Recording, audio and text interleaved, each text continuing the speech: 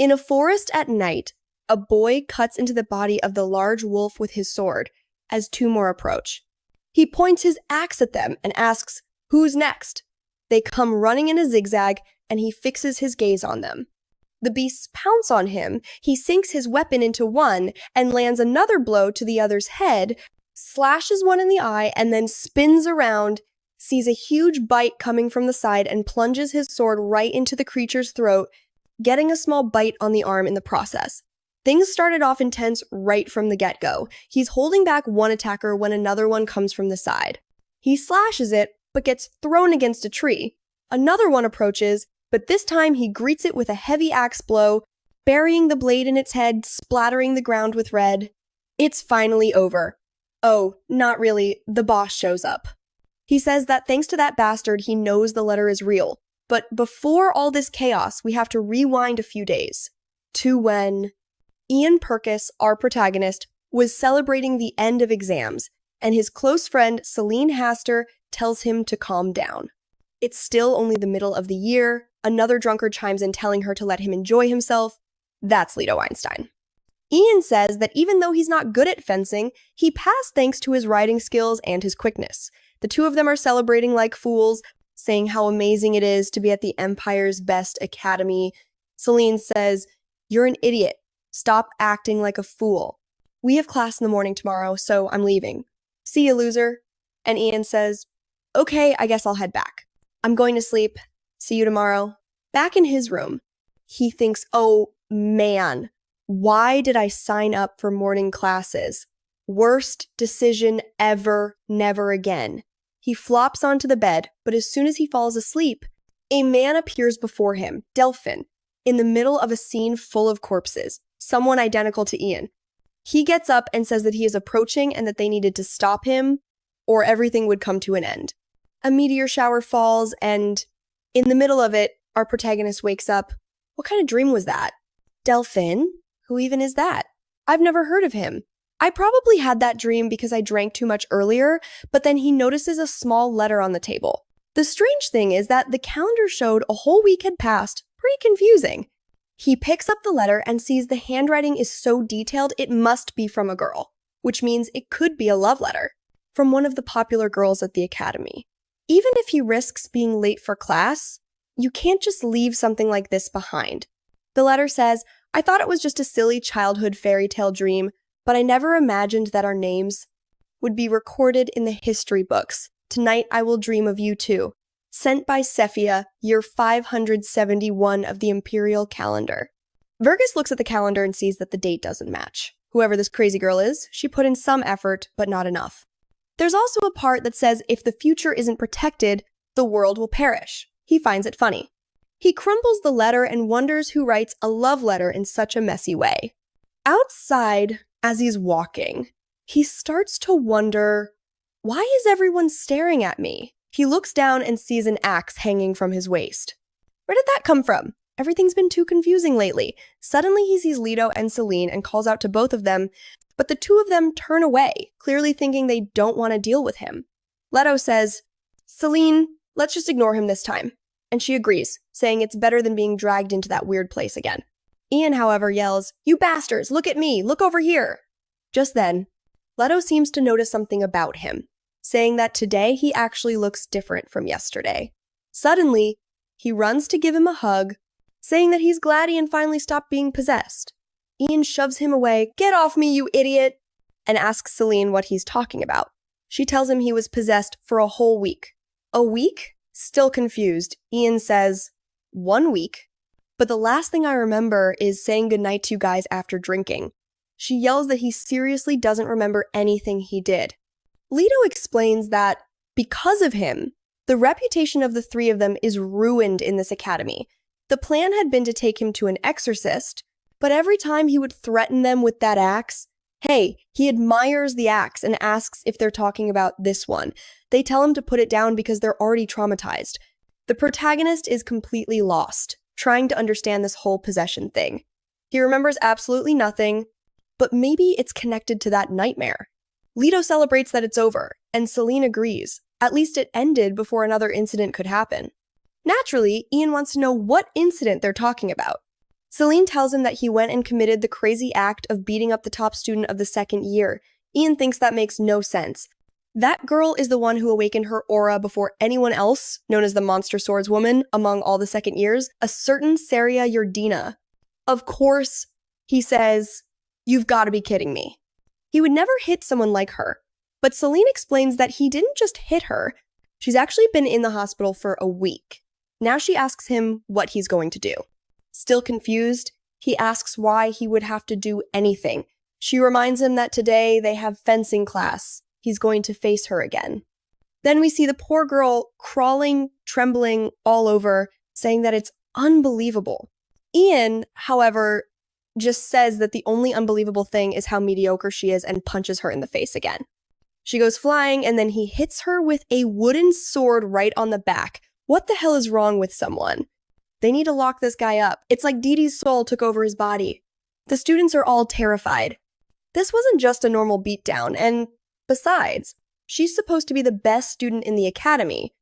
And he takes a step forward and tells her that she needs to start being suspicious of every opening he gives her. Clearly, she has no idea how to deal with traps. Now, in the present, Ian wants to know why the hell he went and beat up this girl who's in the same class as him, not to mention that, seriously, it would be fine if it were someone he could actually face again, but now here he is, face to face with the beautiful nightmare who's about to beat him senseless. Celine says that maybe it's better if he just gives up, otherwise, he's about to get a beating for nothing. Meanwhile, the rest of the students are impressed by Seria's persistence. She took a brutal beating, spent a week in the hospital, and yet, she still came back. Everyone is saying, man, if I got a beatdown like that, I would never set foot in this school again. Obviously, this hasn't been good for Yurdina's mental state. The professor tells everyone to shut up and get ready. This fight would replace multiple lessons, which meant it was worth a high grade, but the protagonist is thinking, that damn spirit could have taken care of all this before disappearing. How am I supposed to handle it now? She's the top student, which means the beating she got before won't affect her. No. But if I get a beating from her, there's a chance I'll get expelled from this place. Ian's plan is simple. Take hits for 10 minutes until she's satisfied. But in a single second, she punches him in the stomach and whoosh, he goes flying, crashing into the ground like a cannonball. Realizing that even if he surrenders, she's not going to have mercy on him, he gets up and says it's his turn. She tells him to bring it on. And with a glint in his eyes, he charges forward confidently, but then he notices something strange. His body feels unusually light. What happened during that time he can't remember. Yurdina smirks, disappears, snatches the sword from his hand, and stabs it into his ribs. He collapses, throwing up everything, as she asks if he's not going to show those so-called cheats this time. Last week, he beat her without even trying, and now he's acting this way, and he yells for her to shut up, that he's sick of everyone talking about last week. Last week, but she's not in the mood either, saying it's his fault she was humiliated. She immediately jumps for another attack. Seeing her in the air, Ian is certain his vision and perception kinetics have somehow improved, though he doesn't understand how. Goku thinks he has a chance, but she spins into a helicopter kick and smashes him into the wall. He sees her coming and thinks she'll attack from the side, but no. No, she comes from above and slams him into the ground. She's like Goku's daughter, teleporting and hitting him, throwing him to the ground over and over. Even as he's getting beaten up, he's still wondering why she's making so many unnecessary moves. Then she says, "Don't just charge in, thinking you see an opening. Anything could be a trap. Isn't that what you told me last week? And now look at you getting your butt kicked. Ouch, that hurt." She asks him when he's going to start taking this seriously. Ian realizes that even though he feels stronger, she's taking it way too seriously. He tries a sword strike, but she ducks and unleashes another flurry. This time, however, he manages to withstand it, blocks a few more attacks, and becomes convinced that if he asks to surrender now, she won't say anything, but she just smiles and says he's finally starting to take it seriously and that it's time for him to show that attack again. Ian watches her move and thinks he found an opening. But no. No. Someone shouts that he has 5 seconds to get up. The professor counts down while Ian is lying there, staring at ants, saying that apparently he's back to being a normal guy. Unfortunately, Yurdina misunderstands him and tells him to stop taking hits for nothing. She knows he doesn't want to fight, but she's not going to let it go. Still, she makes it clear that until he faces her seriously, she'll keep challenging him to duels over and over again, until he feels as humiliated as she did. Ian is starting to lose his mind. He's suffering for something he doesn't even remember doing. He can't believe this girl wants to make him her arch nemesis over something like this. The professor then asks if Ian gives up, but now the boy is all fired up and says no. Yurdina thanks him, and they agree they can't end things like this. Ian, now at his limit, says he's going to break that pride of hers in two. In an instant, she uses that Goku-style teleportation again, looming over him as she swings her sword straight for his head. But this time, she's not the only one landing a hit, or so it seems. Ian steps forward and catches the sword mid-swing, getting close. He says, "Gotcha," but damn it. The next chapter starts with him thinking he can't back down now. He's gonna wipe that smirk off her face, especially now that he's starting to get used to her movements. Before, it was impossible, but now he can at least dodge some of her attacks. He wants her to come at him with her full strength. When she lunges for a strike, he feels like he can predict every move she's about to make, so the moment she jumps for a vertical attack, he's already ready. He moves forward, grabs the hilt of her sword, and stops the blow. Getting close again, he says, "Gotcha," then throws her sword aside. As she moves to retrieve it, Ian lunges for his revenge. She's surprised, trembling, sure she's about to get hit in the head, but Ian stops for a second and wonders if it's really the right thing to do. She's already on the ground, looking like a crying child. Now, he questions why he's taking this so seriously. Hitting her here won't solve anything, it would just repeat the cycle. This isn't about winning or losing, it's about understanding others. So he gives her a little tap on the forehead, definitely the kind of move that's going to make her fall for him, right? She immediately demands to know what he's doing and if he's making fun of her, but in her embarrassment, Ian asks her why she's trying so hard to beat him. Yurdina replies that she can't lose here or everyone will laugh at her. He asks her, why is it so important what others think of you? No matter what they say, the effort you've put into improving your swordsmanship won't disappear just because of their words. He, out of nowhere, became quite the philosopher. Still, she insists that it's terrible anyway, because everyone is going to ridicule her. He repeats that her effort doesn't disappear over something like that. He's the person who has lost the most in this academy, so he knows better than anyone how selfish people can be. But in the end, what those people thought never changed his swordsmanship. And that's when Ian's charm hits. She freezes up, apologizes, and says she learned a lot from him today, even thanking him. From the sidelines, her friends are bewildered. So Ian really didn't, and the light-haired blonde can't believe it. He has beaten the best second-year student 2 times in a row. The professor announces the result, and Ian walks away with an air of greatness, leaving her behind. The problem is that now, at the academy, wherever he goes, everyone is talking about him. Everyone is convinced that he's stronger than Yurdina, but Ian knows that's not exactly true. His mana detection and his aura have improved, but if it had been a serious fight with her, using her much larger aura, he wouldn't have stood a chance. And he's still wondering what happened during that lost week. Until someone gives him a poke in the eye, he turns around and sees Celine and immediately tells her to never bring up that possession again because he honestly doesn't remember it.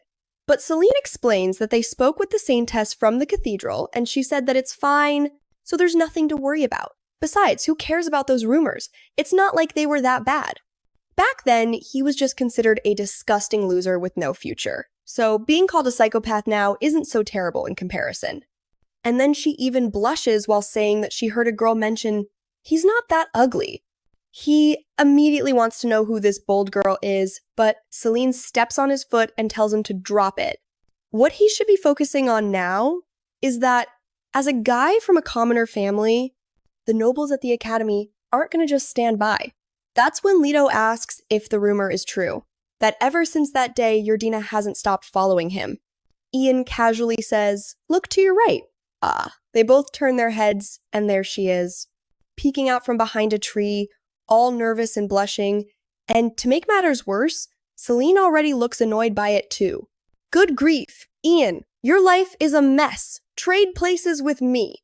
Leto wants to know how long this has been going on, and Ian says it's been 5 days since the fight, but every time he tries to talk to her, that crazy girl just vanishes into thin air.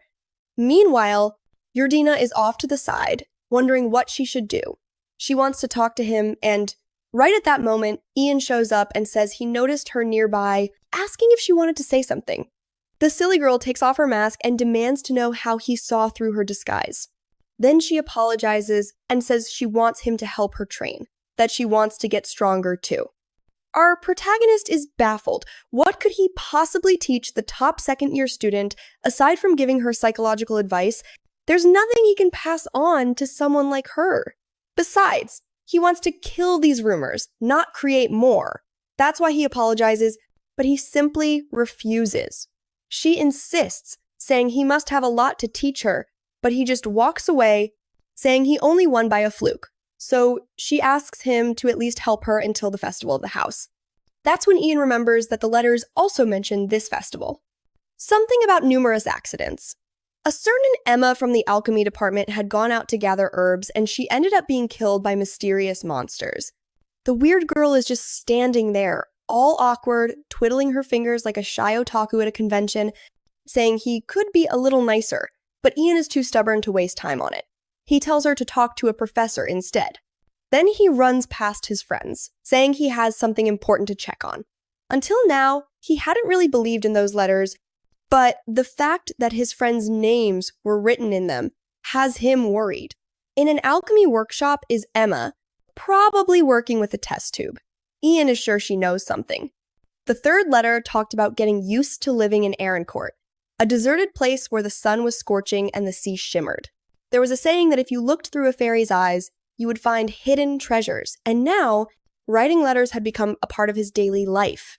It seems these letters appear at the end of some chapters, and I have to read them so we can understand the story. Now, we're under the bright sun, and there's Yurdina, swinging her sword back and forth. Striking here and there, the professor watches and says that's enough for today, that she just needs to keep practicing her aura and she'll be ready for the house festival. She thanks him, then says she came to train today because Ian suggested she talk to the professor, but in her usual blunt way, she says she realized the professor has nothing to teach. The man just stands there, thinking this girl has absolutely no social skills, and waves her away. Her name is Seria Yurdina. I keep calling her Yurdina, and now everyone calls her Seria. Then the professor calls her back and says he'll give her some advice for the house festival. The most important thing is to adapt to the terrain and the monsters in the area. After all, most of the upperclassmen have already done so at the entrance. Things might seem easy, but deep in the forest, powerful creatures await. Seria thanks him, saying she'll try to go deeper into the forest, but he warns her to be careful with that too. Although most monsters could be handled by the students, there were still some that could end her life. The story then shifts to the time of creation, when the god of light, known as Ars, and the god of darkness, Homelos, came into existence. The god of light created the flow of time, and that's how the difference between past and future was formed. The law was that if this rule was ever destroyed, the world would suffer for it. Any being capable of affecting this natural order would become an enemy of the gods. The first being capable of doing so was known as Delfin, probably. This is the story the redhead told our boy before, and he replies that he didn't understand anything. She tells him not to bother her too much, that she barely slept last night, so he should go ask someone else for explanations. Not to mention he showed up after a whole month without talking. And on top of that, he didn't even ask if she was okay. Ian tries to defend himself by saying they're friends, but she replies, "What kind of friend only shows up when he needs something?" He keeps asking for help, telling her to just summarize the story for him a bit. She says fine, she'll explain it to him like he's a 5-year-old. To challenge time, you have to be extremely strong. And there's only one being in this world with enough power to do it, Delfin, one of the servants of the god of darkness. Ian wonders, or could it be that these letters are coming from this person? She tells him to stick to common sense, because nothing he's saying makes sense. But if she had to think of someone who could send messages from the future, it would have to be him. After all, there's no other mythical being who could do it. In other words, this whole business about letters from the future is nonsense, and he'd better start locking his door properly before bed if he wants it to stop. Ian thinks she's making fun of him, but he can't really blame her. He showed up out of nowhere talking about getting letters from the future, then she hands him 2 potions she's been working on recently, made to reduce a person's presence. He asks if it makes him invisible, and she says obviously not, but before she can explain further, he drinks one on the spot. He immediately complains about the terrible taste, while she demands to know why he just wasted something so valuable. He tries to make an excuse, saying he wanted to see if it really worked, but it doesn't seem to. She closes her eyes and says that since he drank it, they might as well test the results. She tells him she'll close her eyes and try to feel his presence. At that moment, Ian starts to realize that even he feels strange, almost as if he can't sense that he's there. Maybe if he stayed silent and hidden, no one would notice him at all. He gets closer to make the test more intense, but she grabs him by the neck. He asks how, and she says he failed, although his presence did disappear. She could still smell his body. He finds this conversation weird, thanks her for everything she's done, and says he's leaving. He could have just forgotten about it, but instead he warns her, "Don't go to the house festival, you'll be killed. Hey, if you plan on going, call me first." She seems happy that he's worried about her. By then, the sun is already setting and another letter arrives. Whoever is writing them is clearly motivated. The guy falls onto his bed, not sure if these letters are even real, but at least she's safe now that he's warned her. At that moment, Leto shows up, and the protagonist gets up immediately, telling him to stop playing this little game of leaving him letters. He might have gotten away with it this time, but if he ever does something like that again, he's dead. Leto asks what he's talking about. Ian tells him to stop playing dumb, that he already spoke with Emma. His friend, confused, asks what's this about Emma and if she's okay, since it's been a while since they last saw her. The protagonist says that of course she's not okay. How could she be? For God's sake, this is happening right now! The girl has a crater in her chest.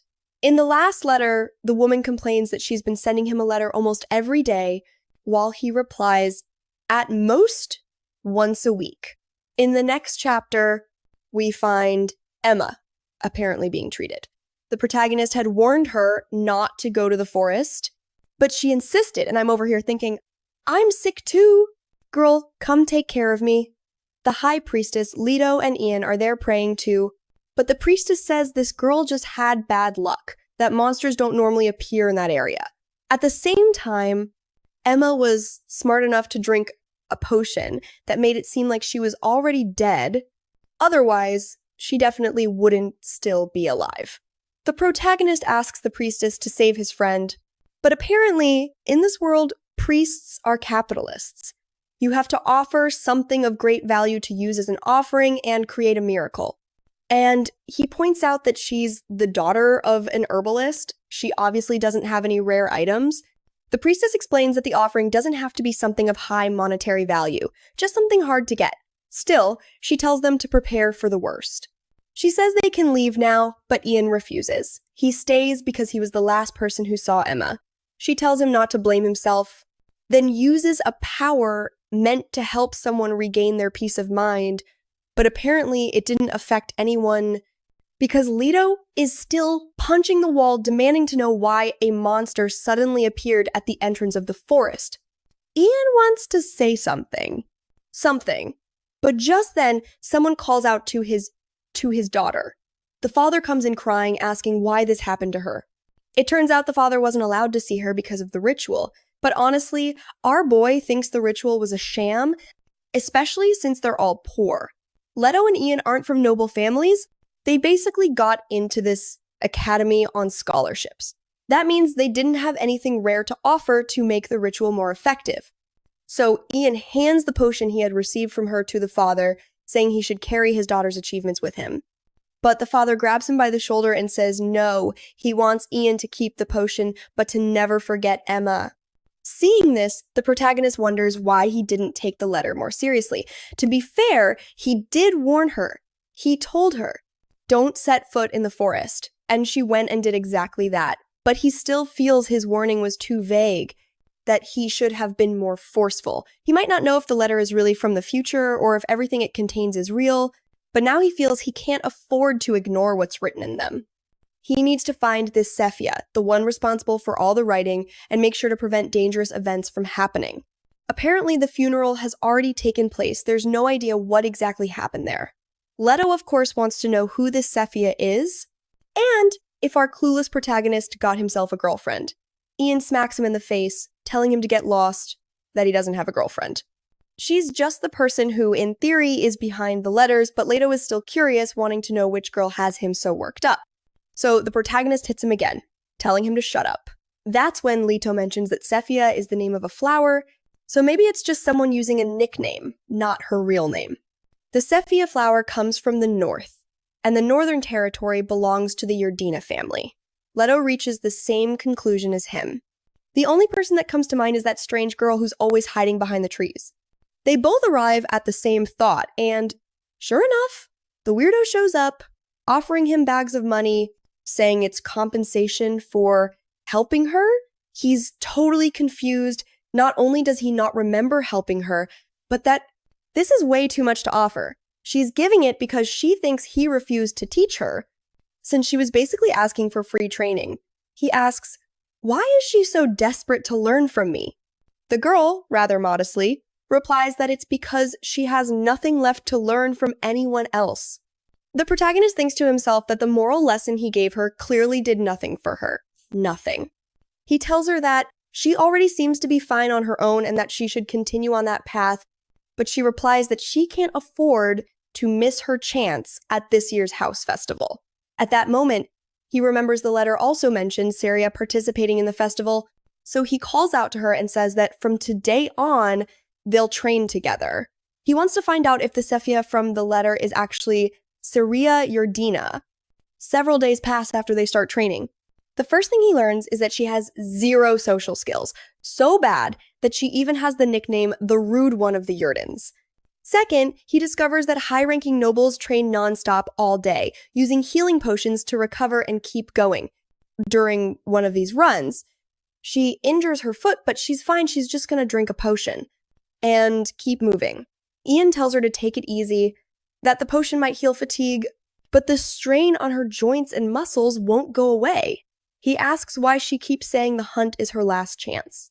She has one chance. What's making her so anxious? She explains that there's someone in the 4th year she has to beat, but if that person graduates, her chance will disappear. He tells her it makes no sense that if that person leaves the school, she can still find her and challenge her again. But she replies that the more time passes, the fewer chances she'll have. And besides, once that person graduates, she can no longer officially challenge the future head of the family. That's right, her older sister is even stronger, Delfin Yurdina, her half-sister, whom her parents already chose to inherit the family leadership.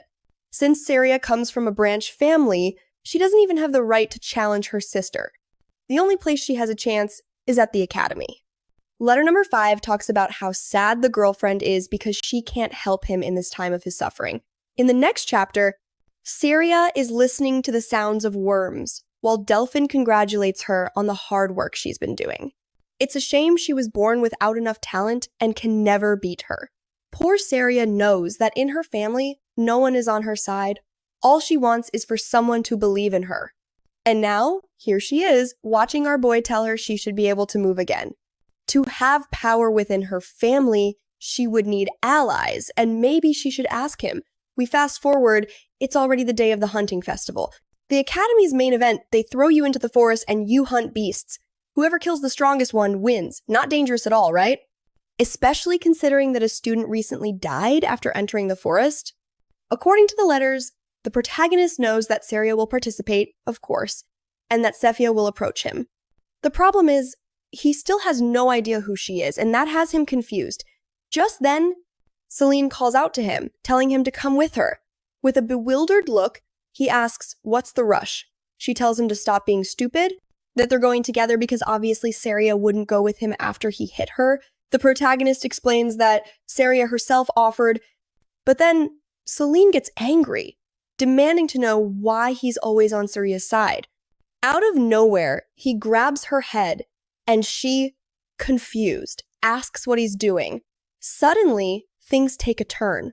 He leans in and smells her hair. "You changed your perfume, didn't you?" "I didn't change it. It's my new facial cleanser."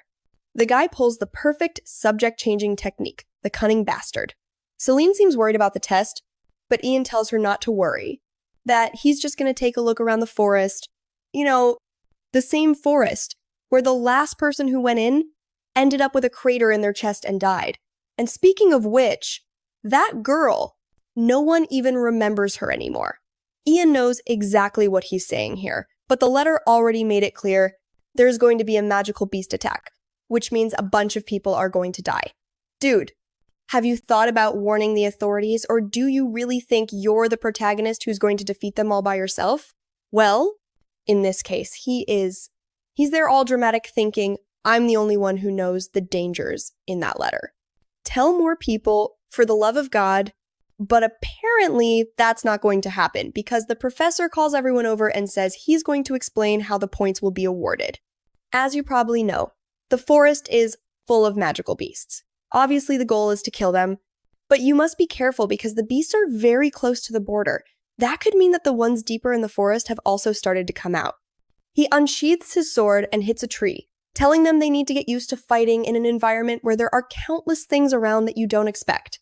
Ian admits that it's actually good advice, since animals, on the other hand, are perfectly adapted to this environment. Then the professor activates his aura and explains that it's different for those who can materialize aura, because even if a sword's path is blocked, it will still cut like butter.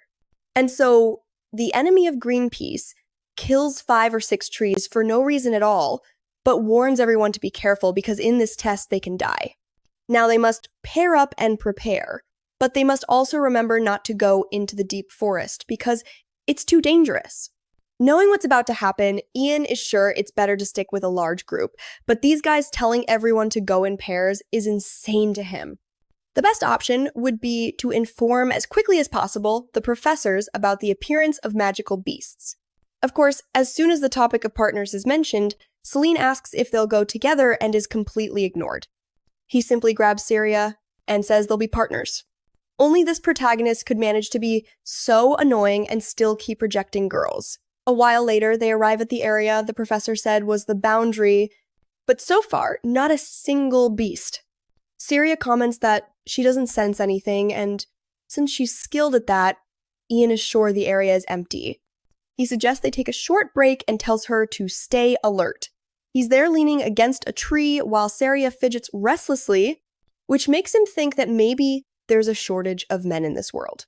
She then asks why he wanted to partner up with her, because they had been training together and he said he would do it as a duo, but he replies that it's because they are friends. This girl, however, says that friendship should come with some kind of exchange, that he must be expecting something, that when they get back to the dorm she can give him gold or something else. Ian tells her to relax. This is about a relationship, not a transactional deal. Friends help, friends. There's no reason for her to pay him for this. Out of nowhere, she asks if she can ask a rude question and wants to know if he's going so deep into the forest, risking himself for that friend of his, is it all for the girl who was attacked? And he no longer answers. He clenches his fists, remembers his friend, and says he doesn't know. Yes, yes, no. Not exactly the most mentally stable answer. She's already a bit weird, and now she's even more confused by this guy having an emotional breakdown. Then he says he's only here to kill beasts, and asks her what she would do if he were attacked. Naturally, she replies that she'd have to kill the creature. He tells her that's exactly how he feels too, and the weirdo thinks that maybe this is what friendship means. But then he calls out to her and asks if she felt that. He tells her to focus because something isn't right, she can't feel anything at first, until she suddenly tells him to wait. In a split second, she starts to sense the presence of countless beasts in front of them. With so many, every student in the forest is in danger. In letter number 6, someone says that the Empire's strategic port point was extremely important, and that the outcome of the war was not yet decided. These letters from the future, honestly, I'm starting to feel like the protagonist myself. They arrive and I don't understand anything. The two of them are just standing there. Seria already wants to know if they shouldn't attack. He tells her no, they're gonna run. There are too many beasts and they can't face them head on.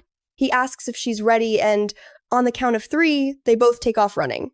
After only 2 minutes, the guy is already out of breath, completely exhausted, and he can feel something huge chasing them. At this rate, there's no way he'll survive. At the very least, he needs to get to the professor. But student number 1, the Academy's prodigy, falls again, injuring that already worn-out ankle once more. Of course, she starts with the classic dramatic act, telling him to leave her there to die because otherwise, he'll die too. He catches a glimpse of glowing eyes in the distance. If that thing reaches them, they'll both be dead. But he's too brave for that, he tells her to run. She protests, saying, "No, don't do this. It's my fault you're going to die." But our boy tells her to calm down because he will handle it and lunges forward. The moment he does, the monster hides. He says it must have sensed a predator approaching and decided to stay out of sight. There's no real reason for him to face it head on. That way, he takes out the potion that Emma gave him and drinks it, becoming almost invisible. He's sure that as long as it's in his system, the beasts won't notice him. To mask his scent even more, he covers himself in mud, sticks his sword into the tree like a climbing stake, and gets into position. He wants those beasts to come closer. The first one approaches, and judging by its body, teeth, and aura, he can tell it's a creature of, it seems confused, probably because the scent it was following suddenly disappeared. Perfect moment to drive his sword into its skull. He thinks that his aura might not be strong enough to pierce through, but it turns out it is. The blade penetrates deeply. Now that it's dead, the beast just lies there harmlessly, but Ian knows this is no time to relax. He has to stay focused and keep the danger away from Seria. He senses another presence. He gets closer and finds another wolf. This time, however, they're moving in a pack. He counts at least 5 of them around. He hesitates for a second, and the next instant, he's already slashing and striking. He takes one down, but another one bites his hand with enough force to have lost it, but he's the protagonist. So he counterattacks instead, landing another blow, this time with the axe. And here we are back at the scene from the start of the story. He realizes this little axe is actually pretty useful. He also keeps being surprised by how fast his reactions have become. He feels unstoppable, as if he could take them all on. Meanwhile, Selena throws her sword to the ground, stomps on it, and says she's furious. That bastard left with that other woman. She says she knows they're up to something in the forest. Just then, Seria appears and calls for the professor. He runs to her asking what's wrong, and she tells him there are beasts in the forest and that Ian stayed behind to protect her after she got injured. He says he understands and leaves immediately. When she was first introduced, they said she was the best second-year student. Now she's fainting from an ankle injury. The leader of the wolf pack appears, sniffing the air, and sees who's in the middle of it all. What a shame! It's a trap! The boy lunges forward, sinking his sword deep, but then appear 2 more, and he just beckons them over with his hand. They vanish in a blur, one on each side, but he knows that it doesn't matter how fast they are. Their movements are simple. All he needs to do is watch and strike at the right moment. Ever since that dream, he hasn't stopped improving, and now he says he's going to kill every single one of them until there are none left. Sometime later, the ground is covered in corpses, and his axe is dripping blood. He wanted to believe it was over, but he could still feel the presence of another one. The strange thing was that this one wasn't approaching. Maybe it was some kind of trap, with the creature trying to lure him forward. Smart for a beast, but he had no reason to fight. Then, suddenly, he catches a scent, and it's not one that makes him happy. It's a scent he could never forget, the same one from the alchemy room. Mixed with it was the scent of that same potion she had given him. His expression changes immediately. Now he knows this is the one that attacked Emma. The piece of cloth in its mouth makes it even more obvious. With total confidence, he tells the beast it's going to die right here and now, but the wolf just spits out the cloth, letting it fall onto his sword. Ian realizes the damn thing is mocking him. It must be looking for revenge for what he did to those hairless cats earlier. The problem is, those creatures weren't high-rank beasts, but this one is, and it is. His thoughts are cut short as the monster launches the first attack. speeding past him like a bullet, and before he can even register it, he's thrown back and slammed into a tree. But he gets up quickly. He's stunned. He didn't even have a chance to react before the wolf was already on him with another strike. This time, he thrusts his sword forward, mana flaring along the blade, straight for its mouth. The wolf is forced to dodge, and Ian uses that opening to swing his axe, slashing its face, but even with all his strength and all the mana he can muster, he only leaves a shallow cut on its fur. The wolf comes at him again, and he has to use his axe defensively to block its claws. The beast retreats, spinning in the air like 30 times in a row, and Ian mutters that he should put this thing in a circus. He notices that some of the wolf's teeth are cracked from when it bit his sword. Still, Ian isn't in perfect condition either, as he's lost in thought. The wolf suddenly lunges, only to change direction at the last second. It's like playing against Ronaldinho, looking one way and hitting the other, and it works. If he's confused, imagine how Ian feels in the middle of the fight, facing an opponent who won't stop taunting him. Then it's as if the wolf hesitates, thinking it was risky to continue, until it suddenly decides to launch a kind of Kamehameha-type blast, slamming Ian into a wall. Then it follows up with its claws aimed at his chest, ready to pierce him, only for the chapter to end right there. In the next chapter, we see that at the moment of impact, Ian managed to see an opening and played dead. The wolf approached with a huge grin, acting differently than it did when it tried to kill Emma. Just as he expected, it aimed for his stomach again, and that's when Ian shot up and plunged the sword into its neck. In the end, beasts are idiots. It let its guard down the instant it thought he was dead. Ian tells it that it was foolish for trying to finish him off the same way twice. Then he delivers a slash charged with mana that echoes throughout the forest. The beast's body falls lifelessly to the ground. He declares that it died because it wasted time playing around, believing he was weaker, and that from now on it will always be remembered for dying because it attacked Emma. Meanwhile, the professor is rushing through the forest. Suddenly, he sees an explosion up ahead and wonders if Ian is dead. He arrives at a scene full of corpses, confused, because in theory the only person who should be there is Ian, along with the beasts. Celine and the other students arrive, but he tells them that Ian isn't there.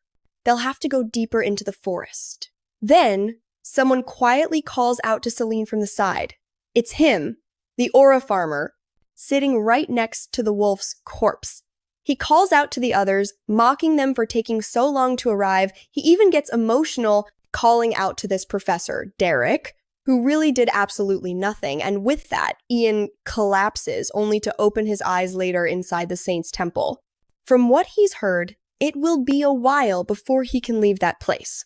Everyone says he was lucky to get out alive. That wolf, as strong as it was still only in its early years, which meant it could have become much more powerful. That's when Leto shows up, calling him a complete idiot who has a few screws loose. Almost dying just to look cool in front of a girl makes no sense, especially since when a girl actually hits on him, he always responds with, "I'm too much of a man to be with a woman." Leto points out that he probably survived thanks to the potion, and the protagonist agrees. Leto immediately calls him an idiot again, saying he could have given the potion to Yurdina, left her up a tree, and gone to get the professor to help him kill the wolves. Ian admits that it actually sounds like a smarter plan. Too bad that's already in the past. Leto says he wants to strangle him, but also mentions that that weird girl, Yurdina, must have something wrong with her. She's been running 12 laps around the temple every day. Ian thinks to himself that he's really attracted a weirdo. And just as he's thinking that, bam! Celine throws herself into his lap. Easy there, Celine. I thought you had a bit more self-control. Leto is off to the side, thinking that she didn't even acknowledge him. She didn't say a word. While the weirdo is over there biting her nails, Leto then says it's time to collect the guy's reward. It seems he won 70 gold coins. Ian is still complaining that this girl bit his hand, but she grabs his other one and says they're going out to dinner tonight. She knows a restaurant specializing in magical beast cuisine, and that's where they're going. And there she is, still sitting on his lap. Is no one going to comment on that, he grumbles, that he just woke up after being injured and she's already bothering him, but she clings to him and cries, saying she thought he was going to die. Meanwhile, the weirdo hugs him thinking he smells nice. She keeps crying, saying he should have left Seria there to die. He tells her he can't just abandon someone in danger like that. And just like that, another girl has fallen for him. She says he's the most important person in the world to her, and that nothing else matters. Ian is confused, wondering why she's making such dangerously direct moves. He wonders if almost dying was what made her act this way. She holds his face, telling him to stay still. Since that 7-day dream, his life has completely changed. Leto says something and the two of them break apart. Poor guy, I almost feel sorry for him. He says he didn't mean to interrupt his friend's date with his dear junior, who is like a sister to him, eternally in the friend zone. Poor soul. Then Celine runs out and Leto tells Ian that he should pay attention, that he shouldn't give all his attention to Seria and ignore Celine like that. The world of women is complicated. And apparently, trouble is brewing because our boy from the future says that, looking back now, Leto's words were important as the relationship between the two of them ended up getting worse. You didn't need any letter from the future to figure that out. In the next chapter, she's walking through the academy while everyone calls her the rude Yurdina girl. The rumor is that she just got lucky on the last test because she was paired with someone talented, otherwise she would have come in last place. Celine is there thinking it's all true. Ian was really the one who killed all those magical beasts, and in the end, she just ran away. He didn't have to fight. It was her mistake and her responsibility, but he acted like a gentleman and said, "Don't say that, beautiful, we're friends." And so this twisted romance takes another step forward. She clearly remembers the moment the professor brought him back, almost dead because of her. She still wonders why he risked his life like that. In the past, she hadn't been able to answer that question, but now she was sure. Her thoughts are interrupted when he calls her name. As she turns to him, she realizes that for the first time, she feels comfortable with someone. She wouldn't even have to say a word, just his gaze would be enough. What's going on here? This is starting to feel like a shoujo manga. Let's speed up this romance and get back to the main plot. She arrives at the hospital, opens the door, and sees him lying in bed. He holds out his hand to her and she approaches, blushing and shy. He's reading a little red book with no idea what it's about. She shows him a bag of money and he puts the book down, noticing her worried expression. Her face lights up seeing that he is recovering and he tells her not to worry. She smiles again. She has brought him a bunch of gold coins as thanks for saving her, but he is reluctant to accept it, saying it is not necessary, they are friends. Just him holding her hand is enough to make her melt. Right at that moment, Celine walks in with a good morning. But of course, she sees her rival and shoulder bump. Honestly, I would warn Celine to be careful. Seria is ranked as the second in the academy, but apparently not, because that supposed number 2, she ends up on the floor from a simple shoulder bump. Like a complete fool, she awkwardly gets up and says she is leaving, and then Celine tells her to get lost too. What the hell? The girl has a lot of attitude. Oyen starts to protest, but she cuts him off, telling him to focus on thinking about what the two of them are going to eat today. He remembers Leto told him to stop ignoring Celine. Meanwhile, Seria's outside, clearly dejected, and people are starting to notice. To one side, some guys are muttering that she is even more annoying than before and that they should get rid of her once and for all. One says he already hated her when she was at the top and the professors doted on her, and that now he hates her even more for being a disgrace to the nobility. He asks Tin if he agrees. The brown-skinned, blonde-haired guy tells him to be careful. One wrong move and they could face retaliation. But then someone else appears, saying they can share information about Seria Yurdina if they are interested. Tin gets to his feet and tells her to speak, since he is curious. The green-haired girl lowers her hood and says they do not have to worry. The Yurdina family will not do anything to them because Seria is not from the main bloodline. Meanwhile, Ian arrives at the hospital to see the poor girl. Where is the saintess with the curves? Hand over those gold coins. But that alone would not be enough to pay for her healing, right? And then, there she is, arriving with an imposing presence. It feels like a miracle. She asks him what he is doing there. Ian had come to visit, after all. He had already been discharged from the hospital. What happened? He completely ignores her question and asks about Emma instead. She explains that with continuous treatment, Emma can be kept alive, but that does not mean she is going to recover for real. He is going to do it, make the grand gesture. He asks if her previous offer, the one about giving something valuable, is still valid. He wants to know what he could offer. She tells him that any object of great divine power or strong magical power would work. Normally, remains of magical beasts are used, but obviously, Emma's father never had the chance to get something like that. Ian asks if offering a high-rank beast would be enough. From what he has heard, one of those beasts would be worth about 70 gold coins. She says that still would not be enough, but maybe if it were an adult magical beast, it might work. He thanks her for the explanation and excuses himself to leave. She says she will continue to pray for Emma's recovery. As he leaves, Ian thinks about a certain monster mentioned in one of the letters. Perhaps that would be a good offering. But then he remembers that he barely managed to deal with that wolf, and that had already pushed his limits to the max. I saw a comment asking why the saint is wearing something so sexy. Is that even legal? Looks like someone is ready to have the saint arrested. The next chapter starts with Ian entering the room, calling for the professor, who says that by the looks of it, he's feeling better, and then immediately asks him what he wants. Ian wants to know if the professor could handle a magical beast stronger than that wolf. The man replies that it's obviously hard to say. It depends on how strong the monster that appears is. Besides, it's a rare thing to happen, since he probably won't even see a beast bigger than that one.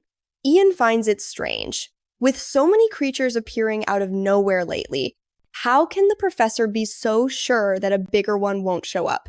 The man explains that the chances of a stronger creature than that appearing in the southern forest are very low. Normally, beasts stronger than that only appear in places with an extremely high concentration of energy. That kind of environment usually exists where there are no people around, so obviously it wouldn't be here. Not to mention they hold a hunting exam every year, which keeps the monster population even lower. Ian insists, asking what would happen if for some reason a strong one had survived and appeared. The professor replies that it's very unlikely, since stronger beasts have an even more noticeable presence. Ian still doesn't believe it. He's worried one might appear because of what the cards said.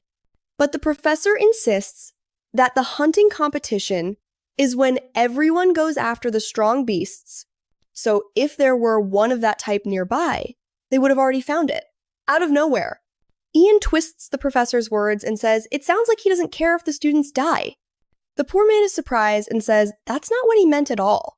Besides, everyone who participates in the event is there to overcome crises. Ian gets the message. In the end, no one is going to act unless something actually happens. Once again, he has no choice but to rely on himself. I must admit, I was criticizing him before, but now he actually asked the professor for help, and the man, honestly, did nothing. Elsewhere in the academy, Seria was having lunch when those guys started bothering her again. She doesn't understand why they're back to this when they had stopped before. Then, Tian remarks that she must be the Yurdina girl who grew up without a mother. Suddenly, she turns to them and approaches, while the boy asks her if she has something to say.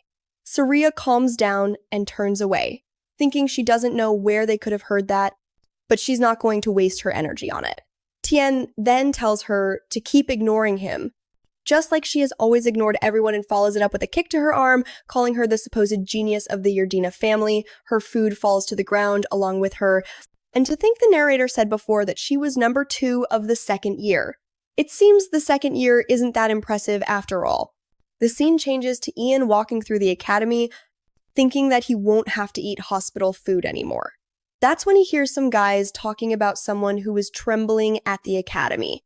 Apparently, it was something related to the Yurdina family. One of them says that Seria is a disgrace to the family, that nobody cares about her, and that her mother was of low status. She shouldn't have even gotten involved in all this. Another red-haired guy says they don't even have to worry, or because there's only one person in the academy who would defend that weirdo. From the side, Ian asks if they're referring to Ian Perkus. The guy turns his head. Yes, that's exactly who he was referring to, only to come face to face with the king of his nightmares. Ian tells him to repeat what he just said. The guy immediately stammers that they were just talking about how wonderful the weather is today, But the next instant, his friends go flying. Huh, Ian tells him they need to have a little chat. He wants to know exactly what conversation they were talking about. Judging by how things went, the guy probably got a good beating. Later, the group slams the door, complaining that those academy brats have no respect anymore. That's when Leto calls Ian over and tells him to take a look at this article. Ian's eyes widen in surprise when he sees it's all about him. Ian Perkus, 23 years old. Geez, I thought the guy was younger to be so afraid of women. The newspaper says he's now the talk of the town after killing those beasts in the forest, even one that was a high rank. Everyone says he's now on the same level as the high-class people. Meanwhile, Miss Seria Yurdina, 22 years old, the second-year student who used to be at the top of the department, is practically starving, and during the forest incident, she ran away and abandoned him. Ian, confused, asks who wrote that, or if she went to call the professor because she had a broken foot, not to mention he doesn't understand why he's getting so much praise. Leto just tells him to take advantage of it. His reputation looks good. While the arrogant Seria Yurdina ran away, he killed all the creatures, and that kind of thing is what earns you respect. But he doesn't think it's a good thing and wants to know who wrote something like that. Leto says it seems to have been Princess Val, and that he shouldn't think for a second that he can do anything about it. Ian feels uneasy. This is the girl who doesn't care about the poor and only humiliates them. Too bad there's no way to change the story. Leto asks why he's so hell-bent on changing it, and Ian says he's sure this won't be good for Seria. It seems like a lot of nasty rumors have been spreading about her lately. Outside, Leto comments that at least Ian gave some guys a beating, so maybe they'll back off for a while.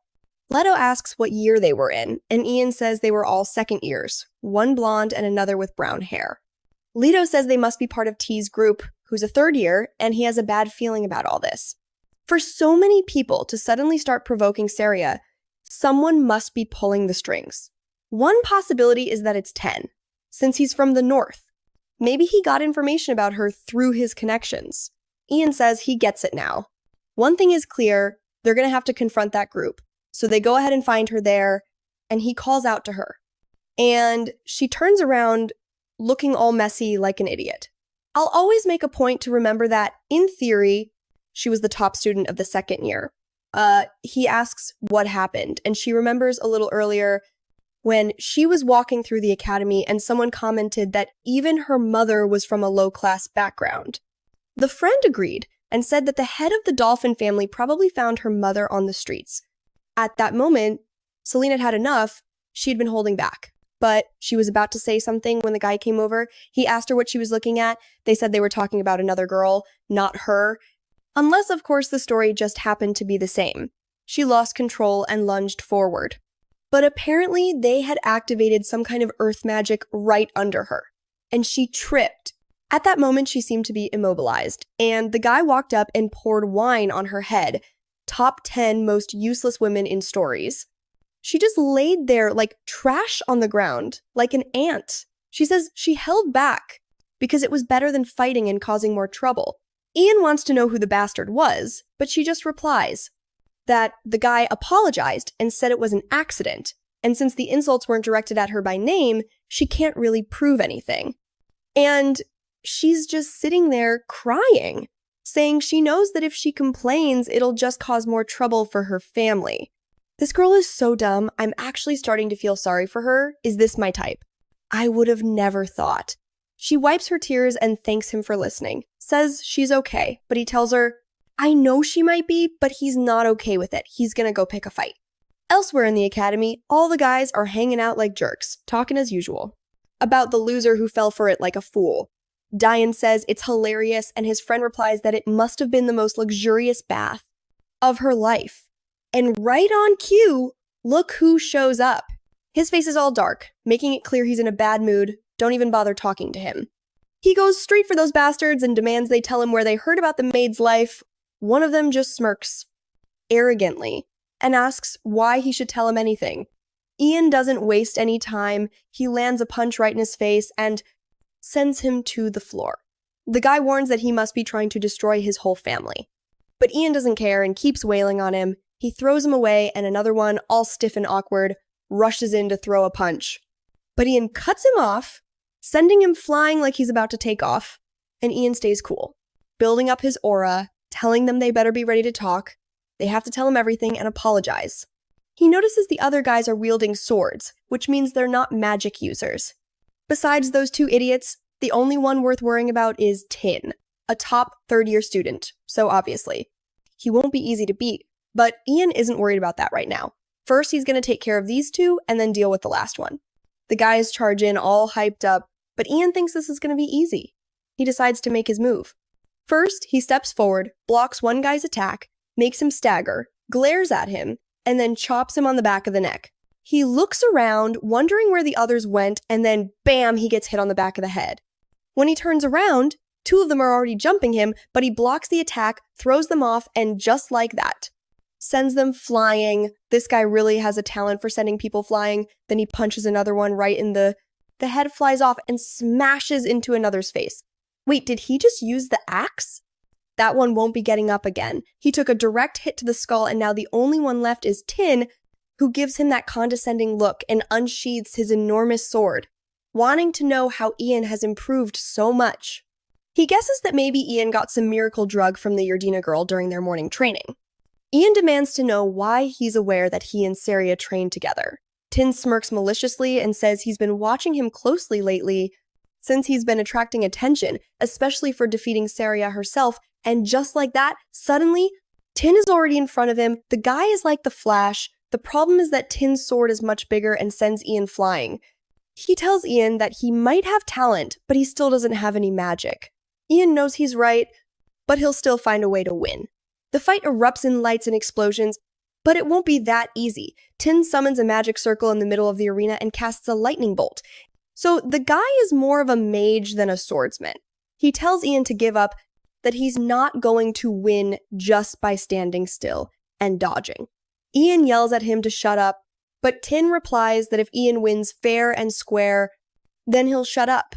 After all, men from the southern region accept the consequences of a fight.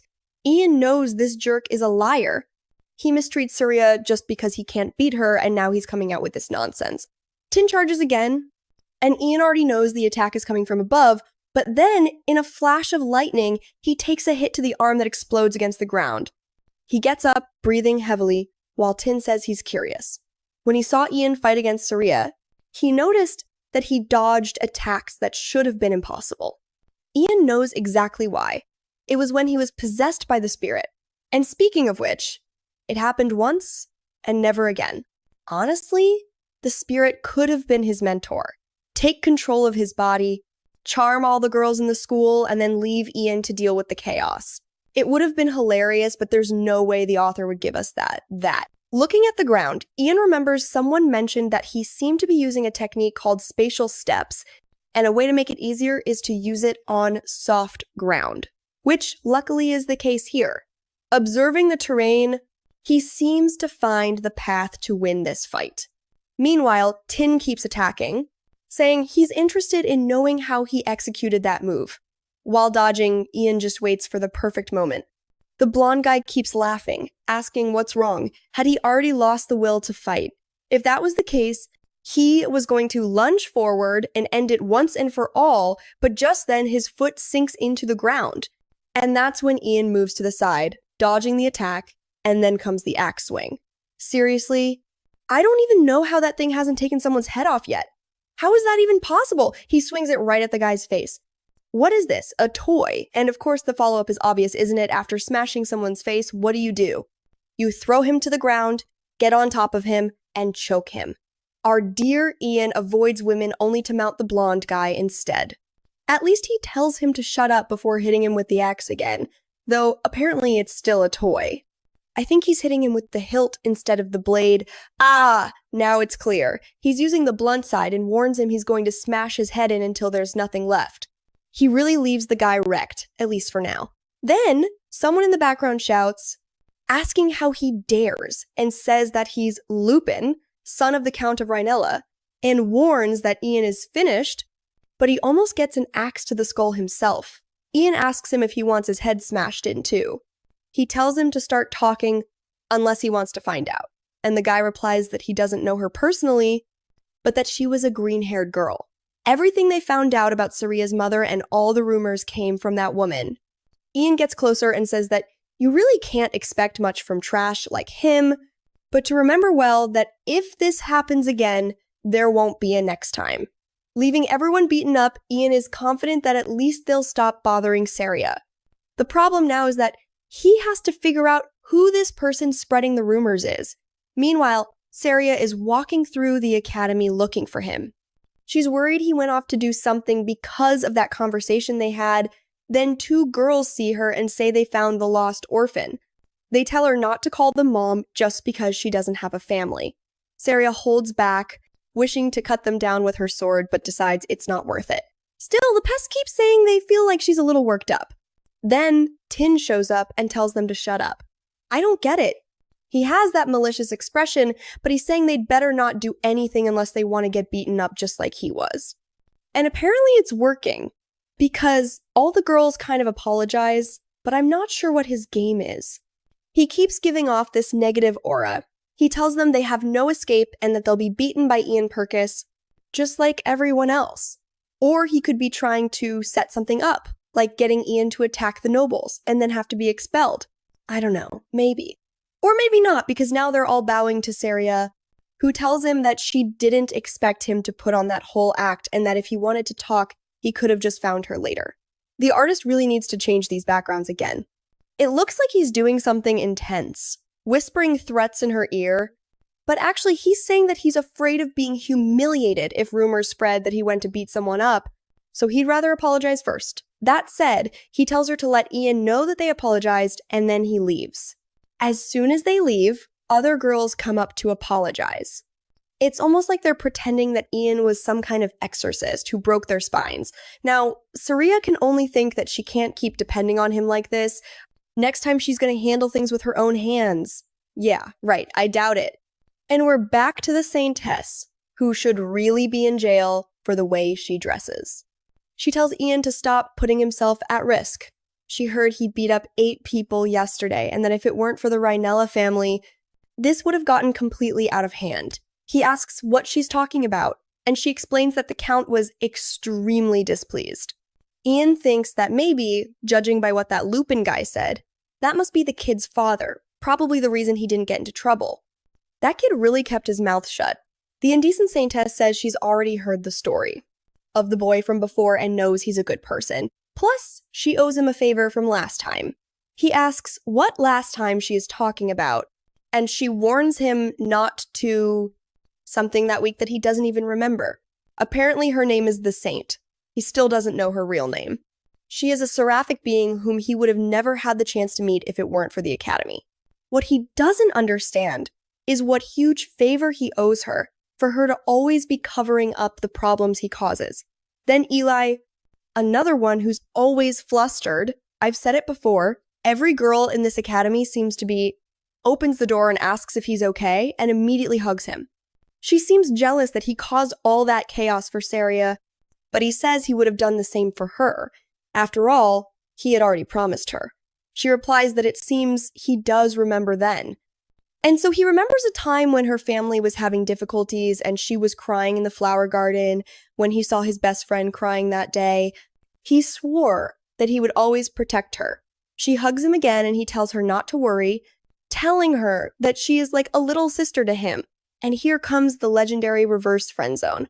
She steps on his foot, saying that he can't ruin the intimate moments they are about to have like that. He claims he doesn't know what he did wrong and she tells him to shut up. Then she says they'd better deal soon with Yurdina's situation. It wasn't unusual for her to be criticized, but now it's the entire academy, even people who don't even know her. He wonders who's behind it, and she says it's probably a group, otherwise it wouldn't have spread like this, considering that the first and second years don't have much contact. It could only be from the 4th year, and now it would be pointless to tell your friend that you already know it's a 4th year girl. With green hair, there can't be that many of those. As he leaves the hospital, he runs into Emma's father, who greets him. Ian tells him not to be so formal and asks how she is. The father apologizes, saying that he's useless, that he can't help his daughter who is fighting for her life. Ian tells him not to stress, that a miracle will happen. Top 10 motivational phrases. The father thanks him for having killed the beast, and Ian says it was nothing. just self-defense. They say their goodbyes and Ian walks away, thinking that he has to do whatever it takes to save Emma. On his way back, he reflects that now that Leto is helping and has multiple connections, he'll soon get the answers he needs. As always, he finds Seria training, he watches her movements, wondering how he managed to beat her. Honestly, it's not just him. Practically everyone in this school has beaten her at this point. She notices him, greets him, and blushes like an idiot, as always. He asks her what she's doing, and she explains that she's practicing the Golden Lion swordsmanship style, a technique from her family. It's a style that traces multiple cuts in the air, but for now, she can only execute 3 because she's not strong enough. He seems interested in learning, but she says it's not necessary, that he's already stronger than he should be. He is left not knowing what to reply, but finally says, okay then. She thanks him for what he did yesterday and for solving everything. Ian tells her not to worry, that he'll always do anything for her because they're friends. I thought he was going to call her little sister too, like he did with the other one, just to provoke her, but no, he didn't. Now she's flustered in more ways than one. Still, she says that from now on she'll handle her own problems. He mutters that if she ever needs anything, she just has to say so. With that, she goes back to training while he continues to watch her mana, noticing that it's more stable now. Mana reflects a person's mental state, and before, hers was a pale blue. Now, it was turning into a deeper blue, which showed that her mindset was also changing. Ian says that maybe it's because everyone knows about her mother now, but she replies that it happened a long time ago. She doesn't care that much anymore. Back then, she was only 6 years old. Her mother had been banished from the family, and the only thing she begged for was for them to take care of her daughter, but the man simply ordered for that woman to be fearing he would suffer the same fate. He didn't say a single word. Wow, 6 years old and already that cold? My goodness. However, the Yurdinas warned him that if he didn't prove himself useful, he would end up the same way. Since then, he has dedicated himself to swordsmanship to prove his worth. I don't know if he managed to convince the family, but he sure didn't convince me. Ian then says that all they have to do is win the next house festival. Defeating Delfin, the strongest in the academy, wouldn't be easy. It's difficult, but since it's a team competition, he thinks they have a chance. The scene changes to the green-haired girl telling the blonde that her sister will be at the festival. The tall blonde replies that she's gonna have to finish her off once and for all. Next chapter. It starts with Ian thinking about going back to his room to see if he received a new letter, but this annoying girl just won't leave him alone. She's pulling on his shirt sleeve, asking if the two of them want to have breakfast together. He thinks he can check the letter after breakfast, so he says, okay. But just then, Celine Haster shows up, wanting to know if they've finished their morning training. Seria greets her, but Celine immediately wants to know what this is about, this conversation about inviting him to breakfast. The two of them, as always, were supposed to have breakfast together. She grabs his arm very forcefully and drags him away. Ian asks since when they have breakfast together, and at that moment, the other one grabs his other arm. The girls are at it, both putting everything they have on the line. Celine asks what Seria thinks she's doing with her Ian, but Seria immediately retorts, telling her to let go of his arm.